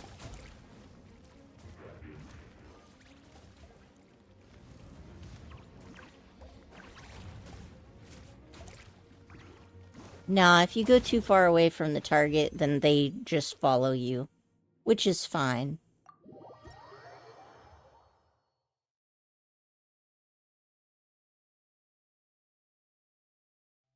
Okay.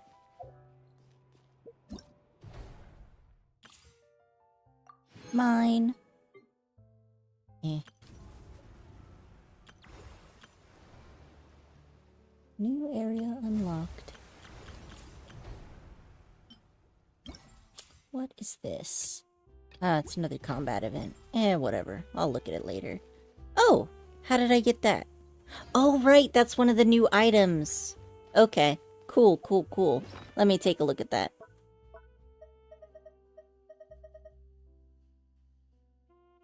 That's not new. Alright. Lakelight Lily. A clear and clean azure flower. It's born where water veins come together. It has a simple, cool, and elegant fragrance, pungent and refreshing, yet gentle.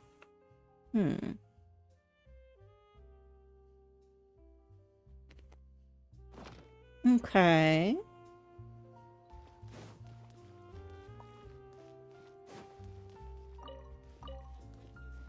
I did kind of want to investigate some of the new things that I saw on my way towards the new teleport points. Maybe I'll grab a few teleport points. I remember seeing some new things. Let's see, I think I vaguely remember going this direction.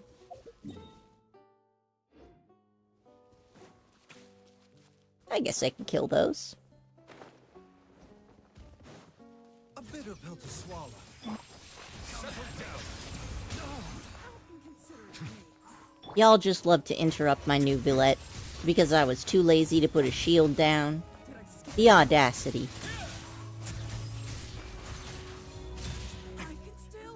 That's alright, Risley will make short work of you. There we go.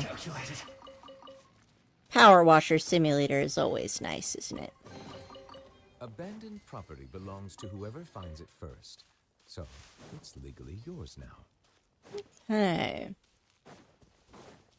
Oh.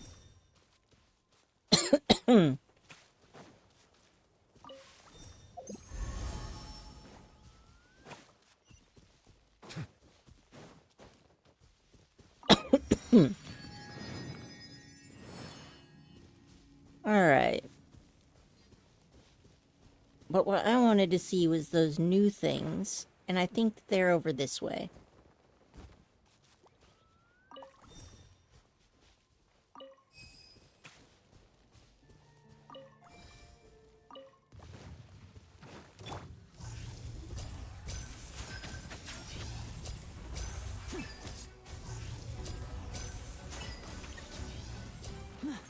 There we go. Step right up.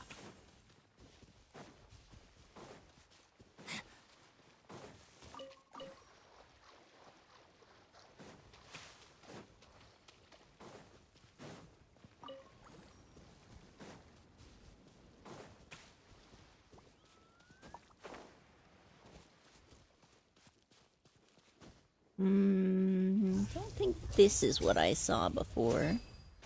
But I can kill these guys.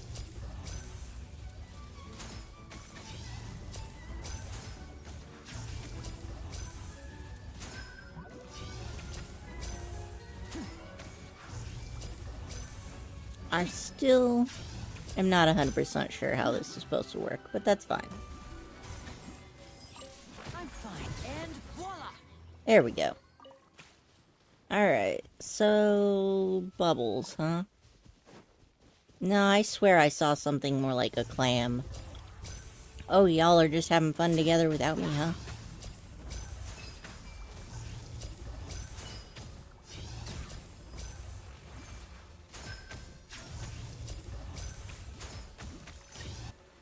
Sniper life. Now disappear.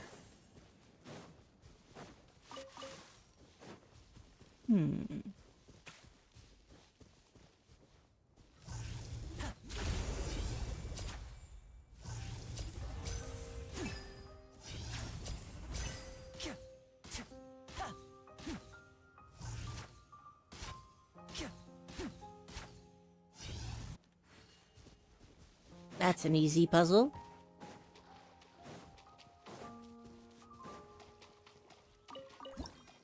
Oh. Harmonious reed pipe. The harmonious reed pipe requires the ripples released by bursting dew bubbles to be activated. The number of runes displayed on top shows which order is required to activate the same group of harmonious reed pipes for the challenge. When there are multiple pipes with the same number of runes, then these pipes must be activated at the same time. Oh, so I guess there was more to the puzzle, and I just so happened to get it right on the first try. That's fine. And now I'll make it all disappear. Just kidding. Through the power of dumb luck, I reign supreme. Now, where are those other things that I missed?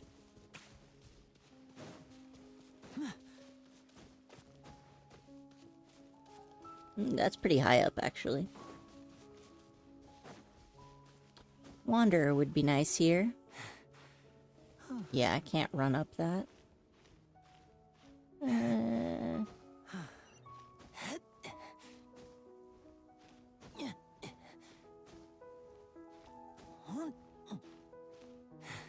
Up. Wonder if I wedge myself in here, can I recover my stamina? That would be a no. Well, I tried.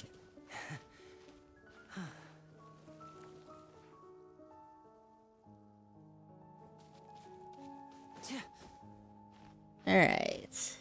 How about going up this way? I think I can make that ledge. This seems standable. Yeah. Up. Up. And there we go. Nice. What is this? Abilities of the xenochromatic ball octopus, which is to spout out strange water-colored energy, hold to aim, and release continuously. Okay. So... what am I supposed to be shooting at? Isn't this supposed to be used to, like, purify some stuff?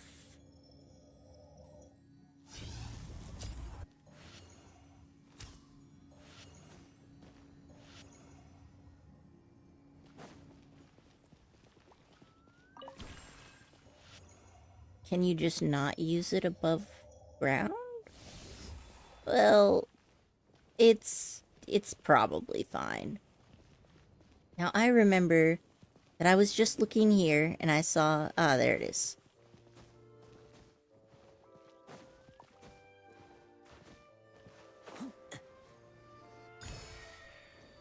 Alright, now... I should be close to where I saw the new thing.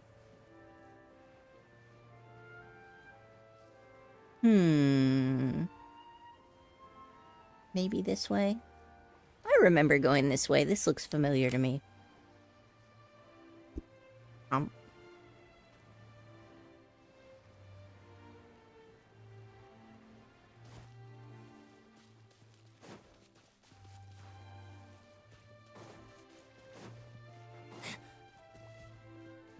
Wonder if I can... oh my gosh, you can jump on them. I kind of wish... it's acting like it's tickled. It'd be nice if I could jump on their bellies, just like the jumping mushrooms in Sumeru. Live out my Totoro dreams. That thing! I remember seeing that thing. Doesn't seem to do anything if I hit it.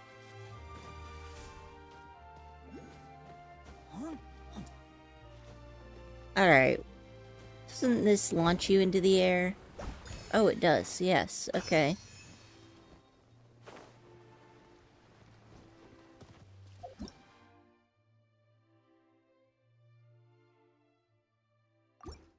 Alright. One new thing discovered. I also remember there being a giant clam. If I remember right, I went this way.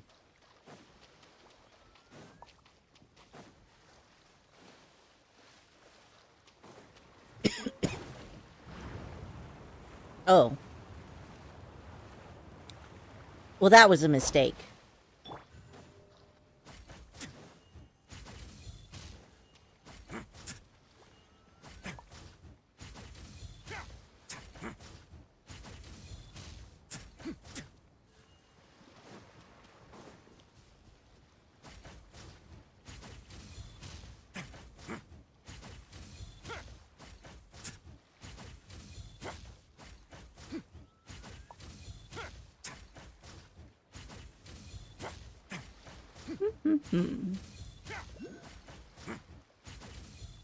Should be something new over here, isn't it? Money. Never gonna complain about that. Let's open up the waypoint. There we go. Wayfinder.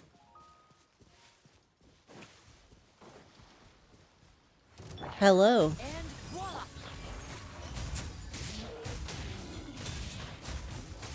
Goodbye. Oh! I'd take it if I were you. I'm sure it'll come in handy. You can go underground here. Okay.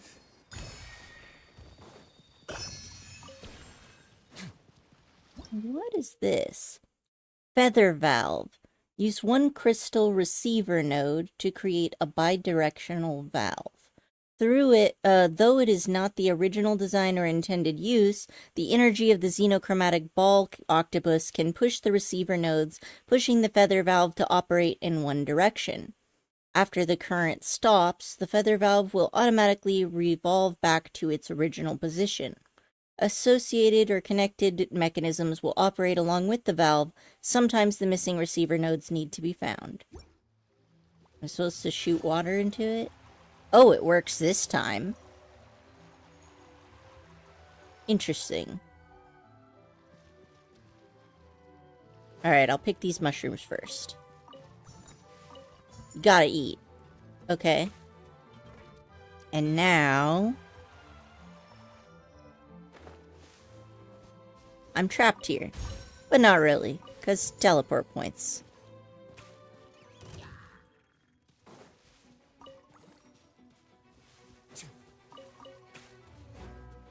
Oh, hey there.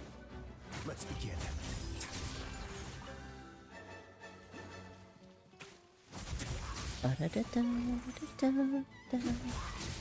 They're my mushrooms now. I was willing to kill for them, so I cared about them more than you did.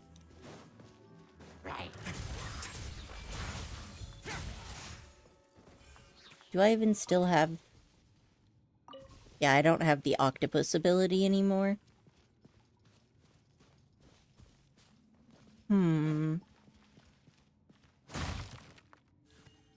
Curious. Down here. Yeah. I knew I'd get an octopus ability at some point. So is this going to open the gate? But what about raising, like, a wind current or something? Oh, I see, I see. There's two different gates. Alright, alright. I got you, I got you. Alright, let's go here.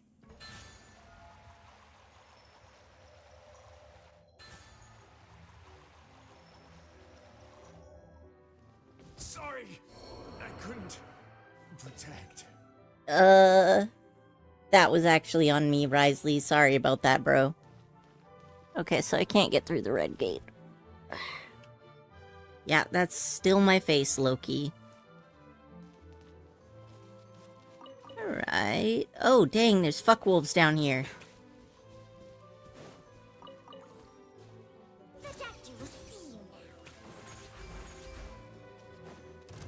Ooh, rocks. Y'all so aggressive. I just came here for some mushrooms. Settle down. You know, with Farina, having constant debuffs and attacks on your HP would actually be useful. So Farina would be potentially very good against fuckwolves. Looks like someone was just here. Did they already figure out the little mechanism up ahead? There's a bonfire that's still burning over there on the ground. So why is there a bonfire in a place like this? Let me see what's written on the stone tablet. Lo, this place is the Orthant of Memory. The Hall of Memory, the Room of Memory.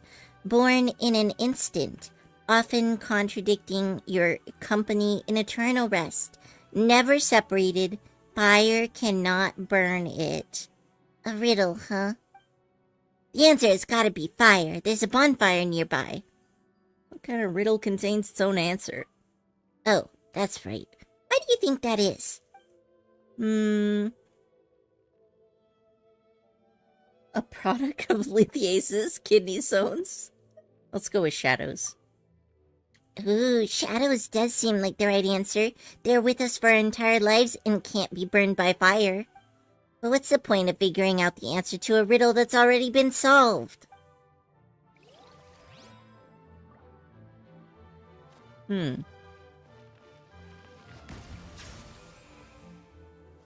Well, we may not solve the riddle, but we can still mine the rocks.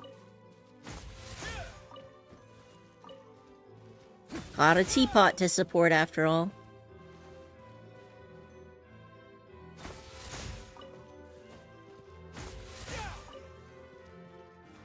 Koichi is not home yet, Loki. You don't have to scream. Let's see.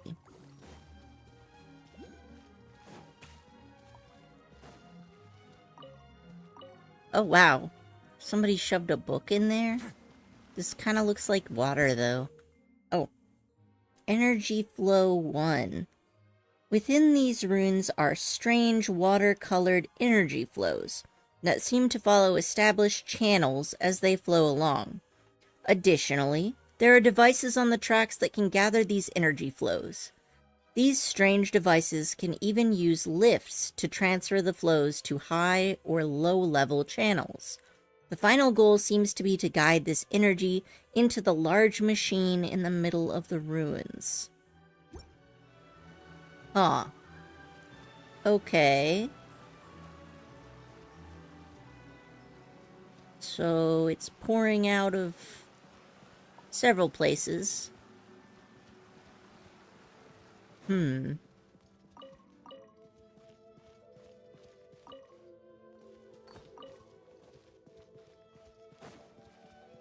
Like there's a book in all of, or not a book, but something to loot. Oh, this is where the blockage is.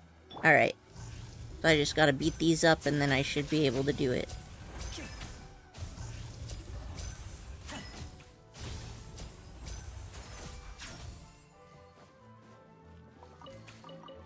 Step right up. Oh, nice.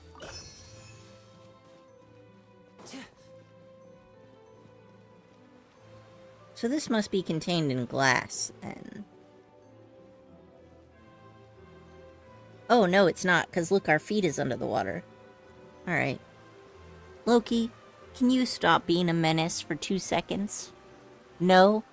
In your defense, you're a cat, and that's what cats do? Fair enough, I guess. Oh, now this one is... I'm sure this was working earlier. What is this?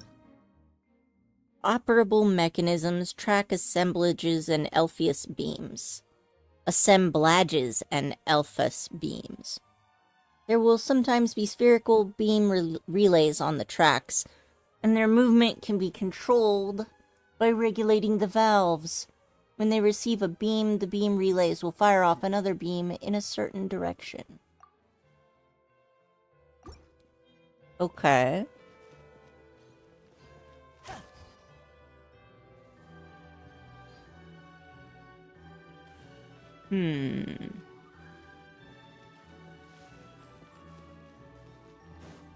Guess it's time for Octopo powers.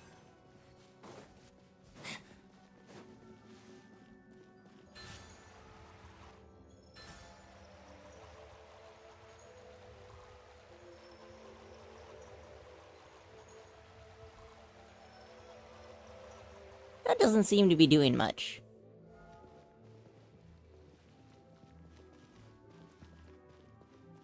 Oh, it changed the direction of that thing. Okay. So...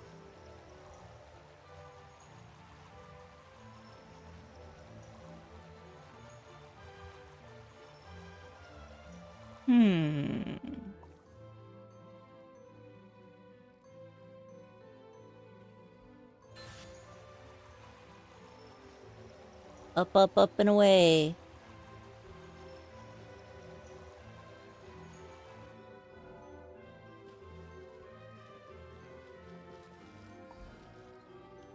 Well, why doesn't that do anything? How am I supposed to keep it in one place?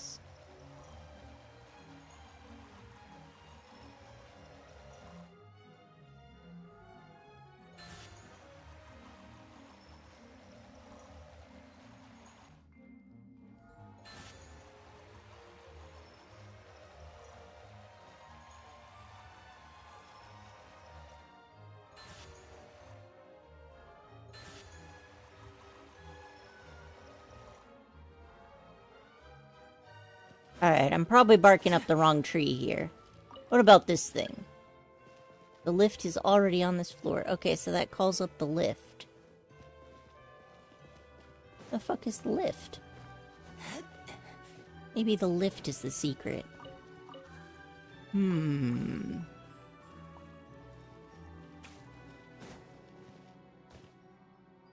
I definitely want... Is there a way to block it? So that it can't go down anymore?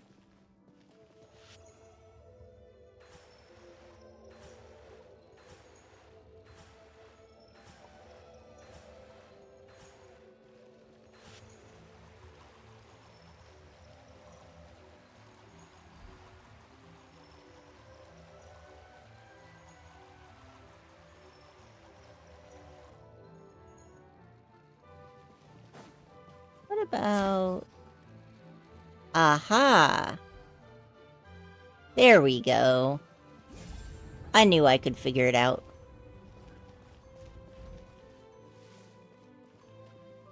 And now I just need to... Oh, this is the lift. It's not full of water, though.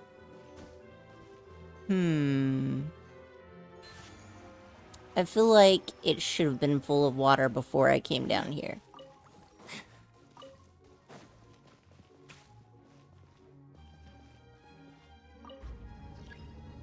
So let's see if we can get some water flowing into this dude.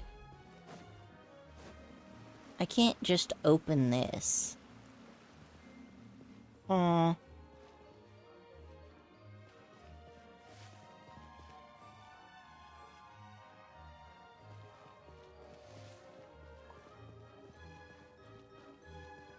Oh, maybe I need to retrieve water from down below. That could be it.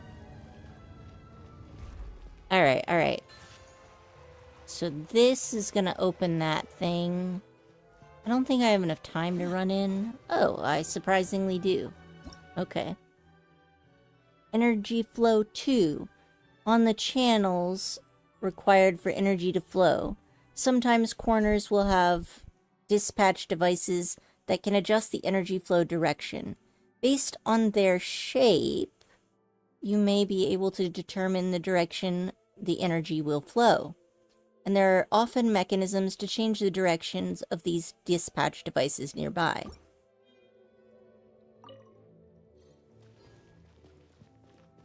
Alright, so I pressed that button and now the water's flowing. I think the water's flowing in the right direction, so I don't think I really need to do anything more with this. So the water is filling up the device. And then I just need to go up.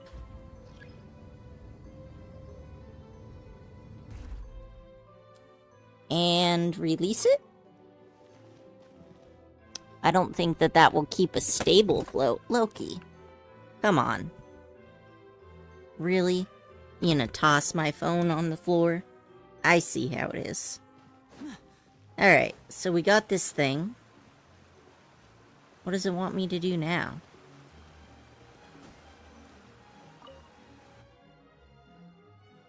You carefully inspect the top of the mechanism, but don't find anything. There's nothing here? Oh no, it looks like someone already took whatever was here. Even though we spent so much time to solve the puzzles? The audacity. But who? Oh, you're just gonna flood the entire area, huh? Okay. That's weird, but I'll take it. Good thing we have visions, otherwise we'd be dead as a doorknob. Alright. No, Loki, you can't sit on me because you're being a menace. I still love you, but you cannot sit on me. Okay, so... Oh, nice. Treasure.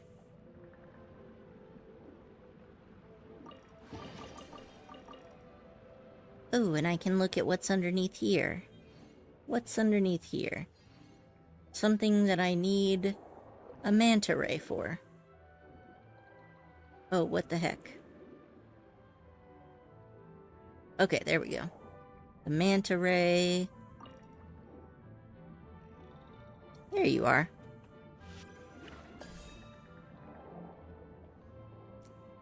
Let's get even more treasure then.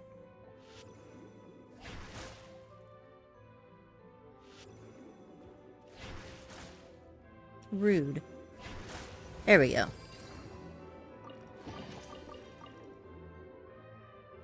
Alright, alright. So all of this looks good. Now what do I need to do? This thing looks kind of interesting. I don't know what I need this Pneuma energy block for. Oh! Interesting.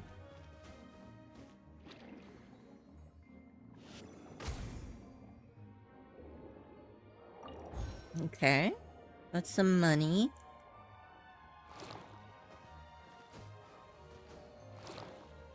Sir. Please. Alright. Now, what's over here?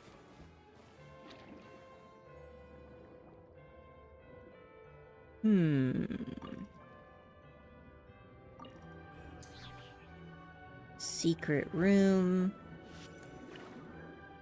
I've got my pentapod powers. Oh. That's not a secret room, that's just the same place as always. Only now there's more things in the water. They must have better technology to protect waters from... like, protect books from water. If water loses its incisiveness, how shall it become water again? If a tree leaves the soil, where shall it go to take root? No matter how mightily stone may strike upon metal, humans cannot survive without water or soil. Copied from the Echoes, Hollowed and Humble, Monument 9, stanza 37.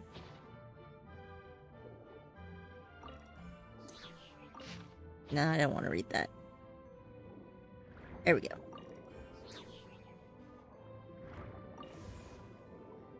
Okay.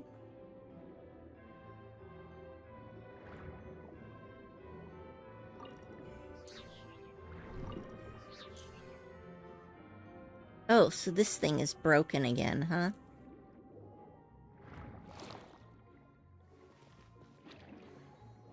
Wonder if the lower level flooded or not. Oh, it did! Well, let's take a look down here then, shall we?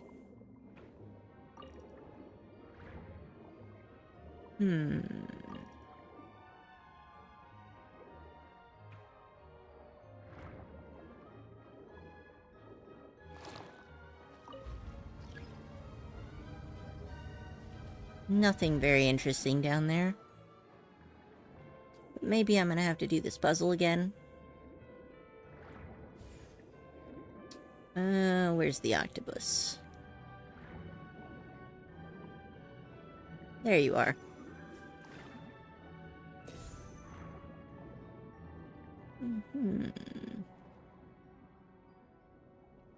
Alright, so we got Pneuma, then we got Wisa. More octopod things.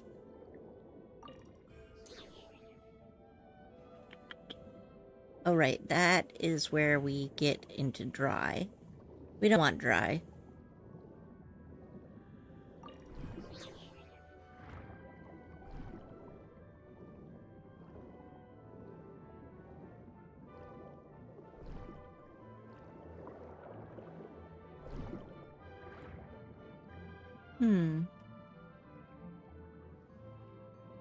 Well, we can start with this puzzle.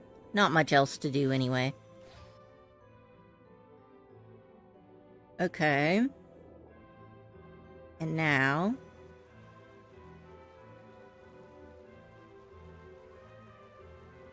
should be high enough, right?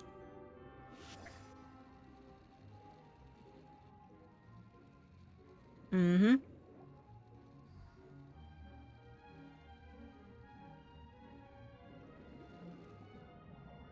Well, that did nothing. Let's see. What's over this way? That just looks like the exit to me. I still haven't opened this gate thing. There's like a mirror in the back. That's kind of weird, isn't it?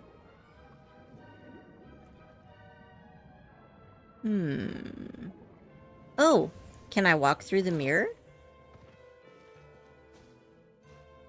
No, but this mirror shows the exact same stuff as the other one. Ooh, I have a thought. Okay. Now what if I take this octopus power and then I try to shoot the mirror? No, that does nothing. Well, I tried. Let's see. This looks like it used to be a mirror.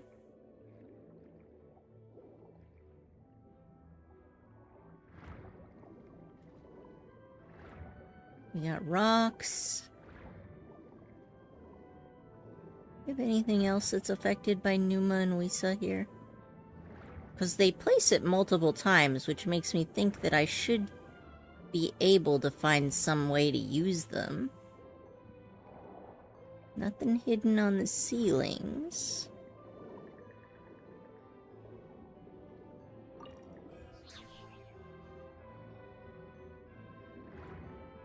What about if I check this while it's underwater? Nope. Can I close this? No.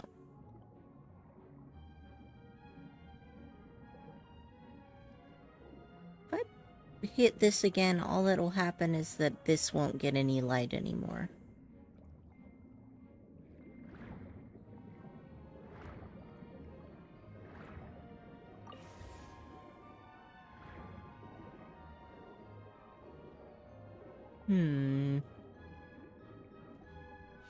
Oh, wait. Can I use elemental sight underwater? Okay. Let's check this area using elemental sight. Maybe I'll see something I missed.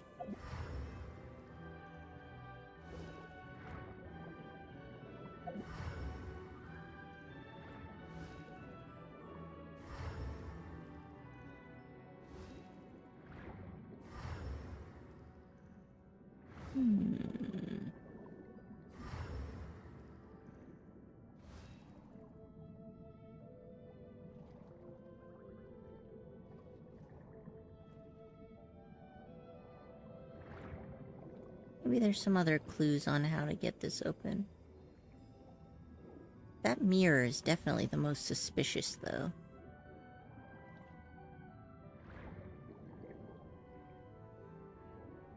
See, that mirror is in the corner of the room. What is up here?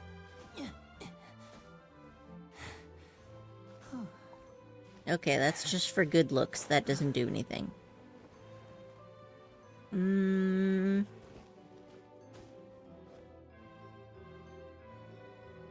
think it's showing some kind of thing. Maybe I can look around and see if I can find anything in that shape.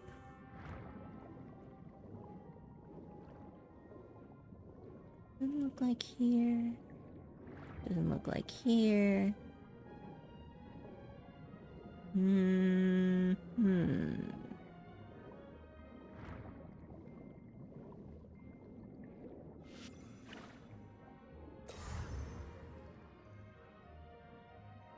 The mirror seems interactable.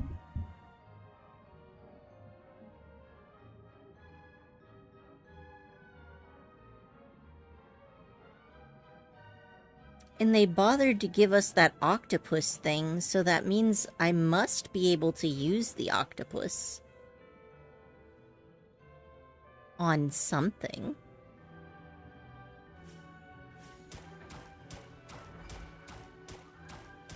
Oh. This heals me if I shoot at it? Okay, that's kind of weird, but interesting, I guess. Can't shoot at that.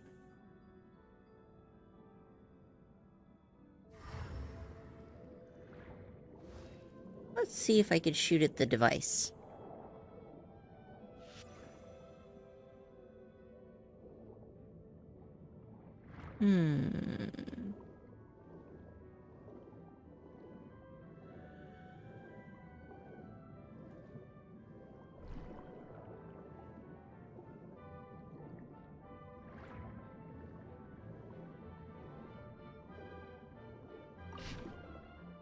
If water loses its incisiveness, how shall it become water again?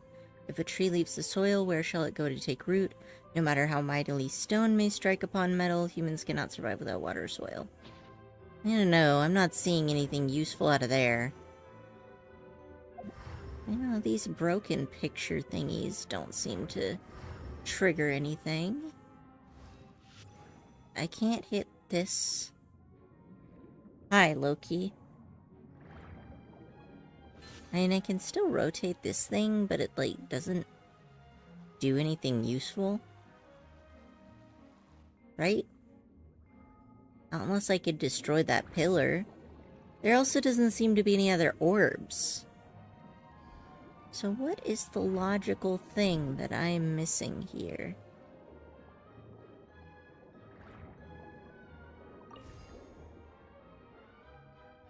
Nothing that I know of uses Wisa. Oh, could I shoot that? How about this way?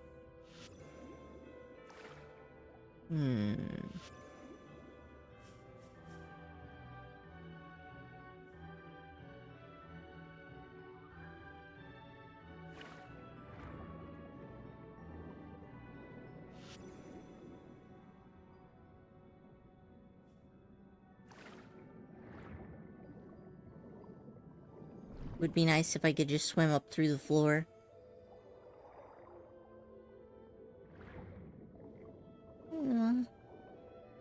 Maybe I'm just too dumb for this one right now. I'll come back after I've eaten dinner. I could try it again.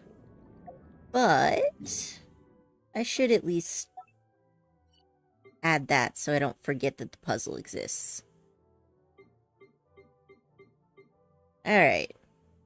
So I already scoured these, but I didn't see the giant seashell. Maybe it'll be over here. I kind of want to look at that.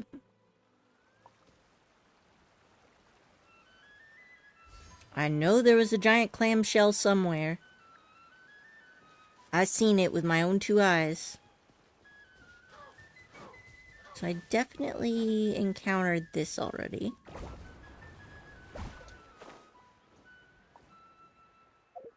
And where did I travel?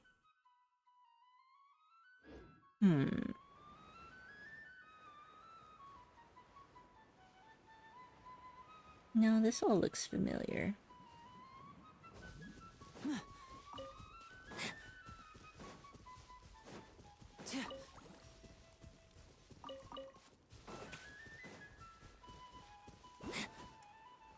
What's that?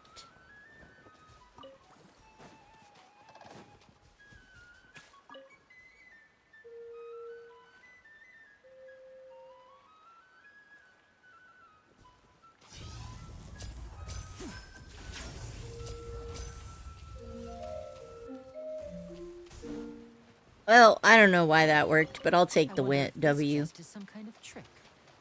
Alright. Ah, there's the clam. See, I knew I saw this clam before. I just don't know what it does. Maybe there's a book entry on the clam. No. A huge shell. Ah, here it is. After being struck, it may open in a stress reaction. Perhaps there's something amazing inside.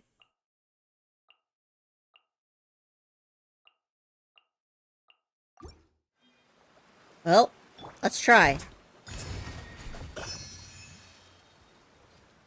Hydroculus. Yeah, I'll take it. Bow your head.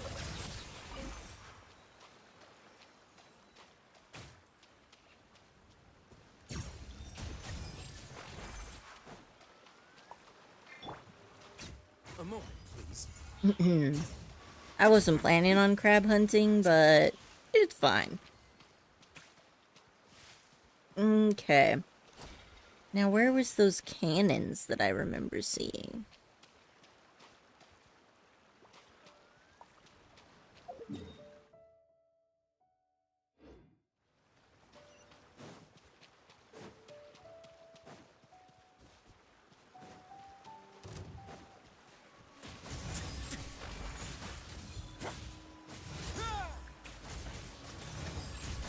Alright, so... okay, yeah, no, he's fine.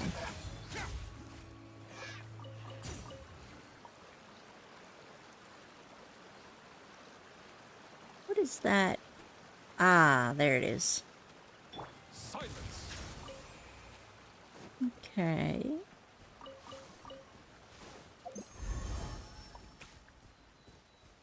Mm-hmm.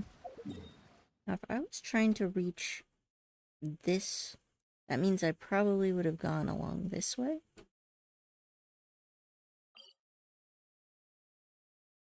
Or maybe I went through this way.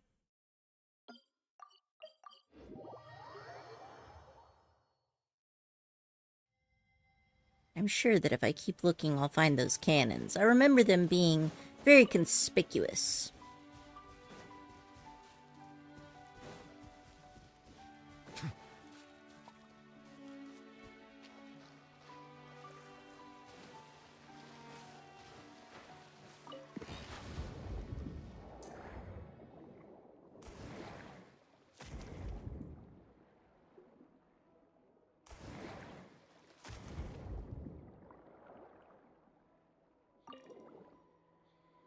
Diddle diddle.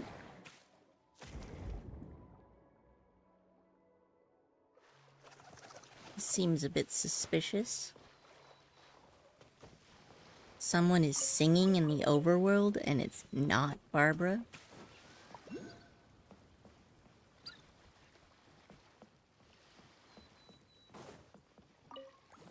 Ah.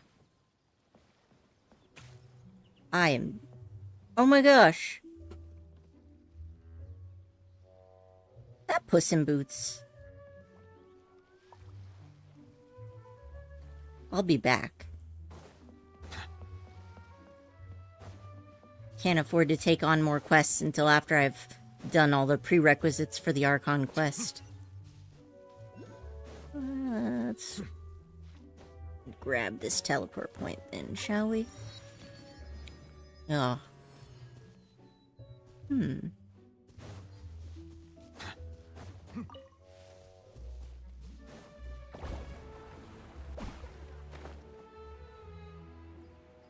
I think I didn't go high enough. Loki. Archie will be home soon. Chill your tits. Oh, hey. What do I have to shoot with this? Loki! Why are you like this? What have I done to you?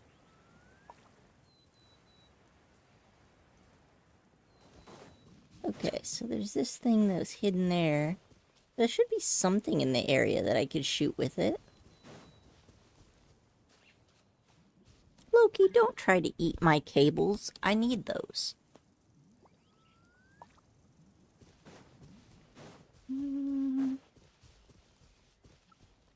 Alright. I think I can pick this back up later. For now, I should probably have dinner. Well, thanks for joining me, y'all. I hope you had fun. And I'll be back to eventually do the Archon quest once I finish all the prerequisites for it.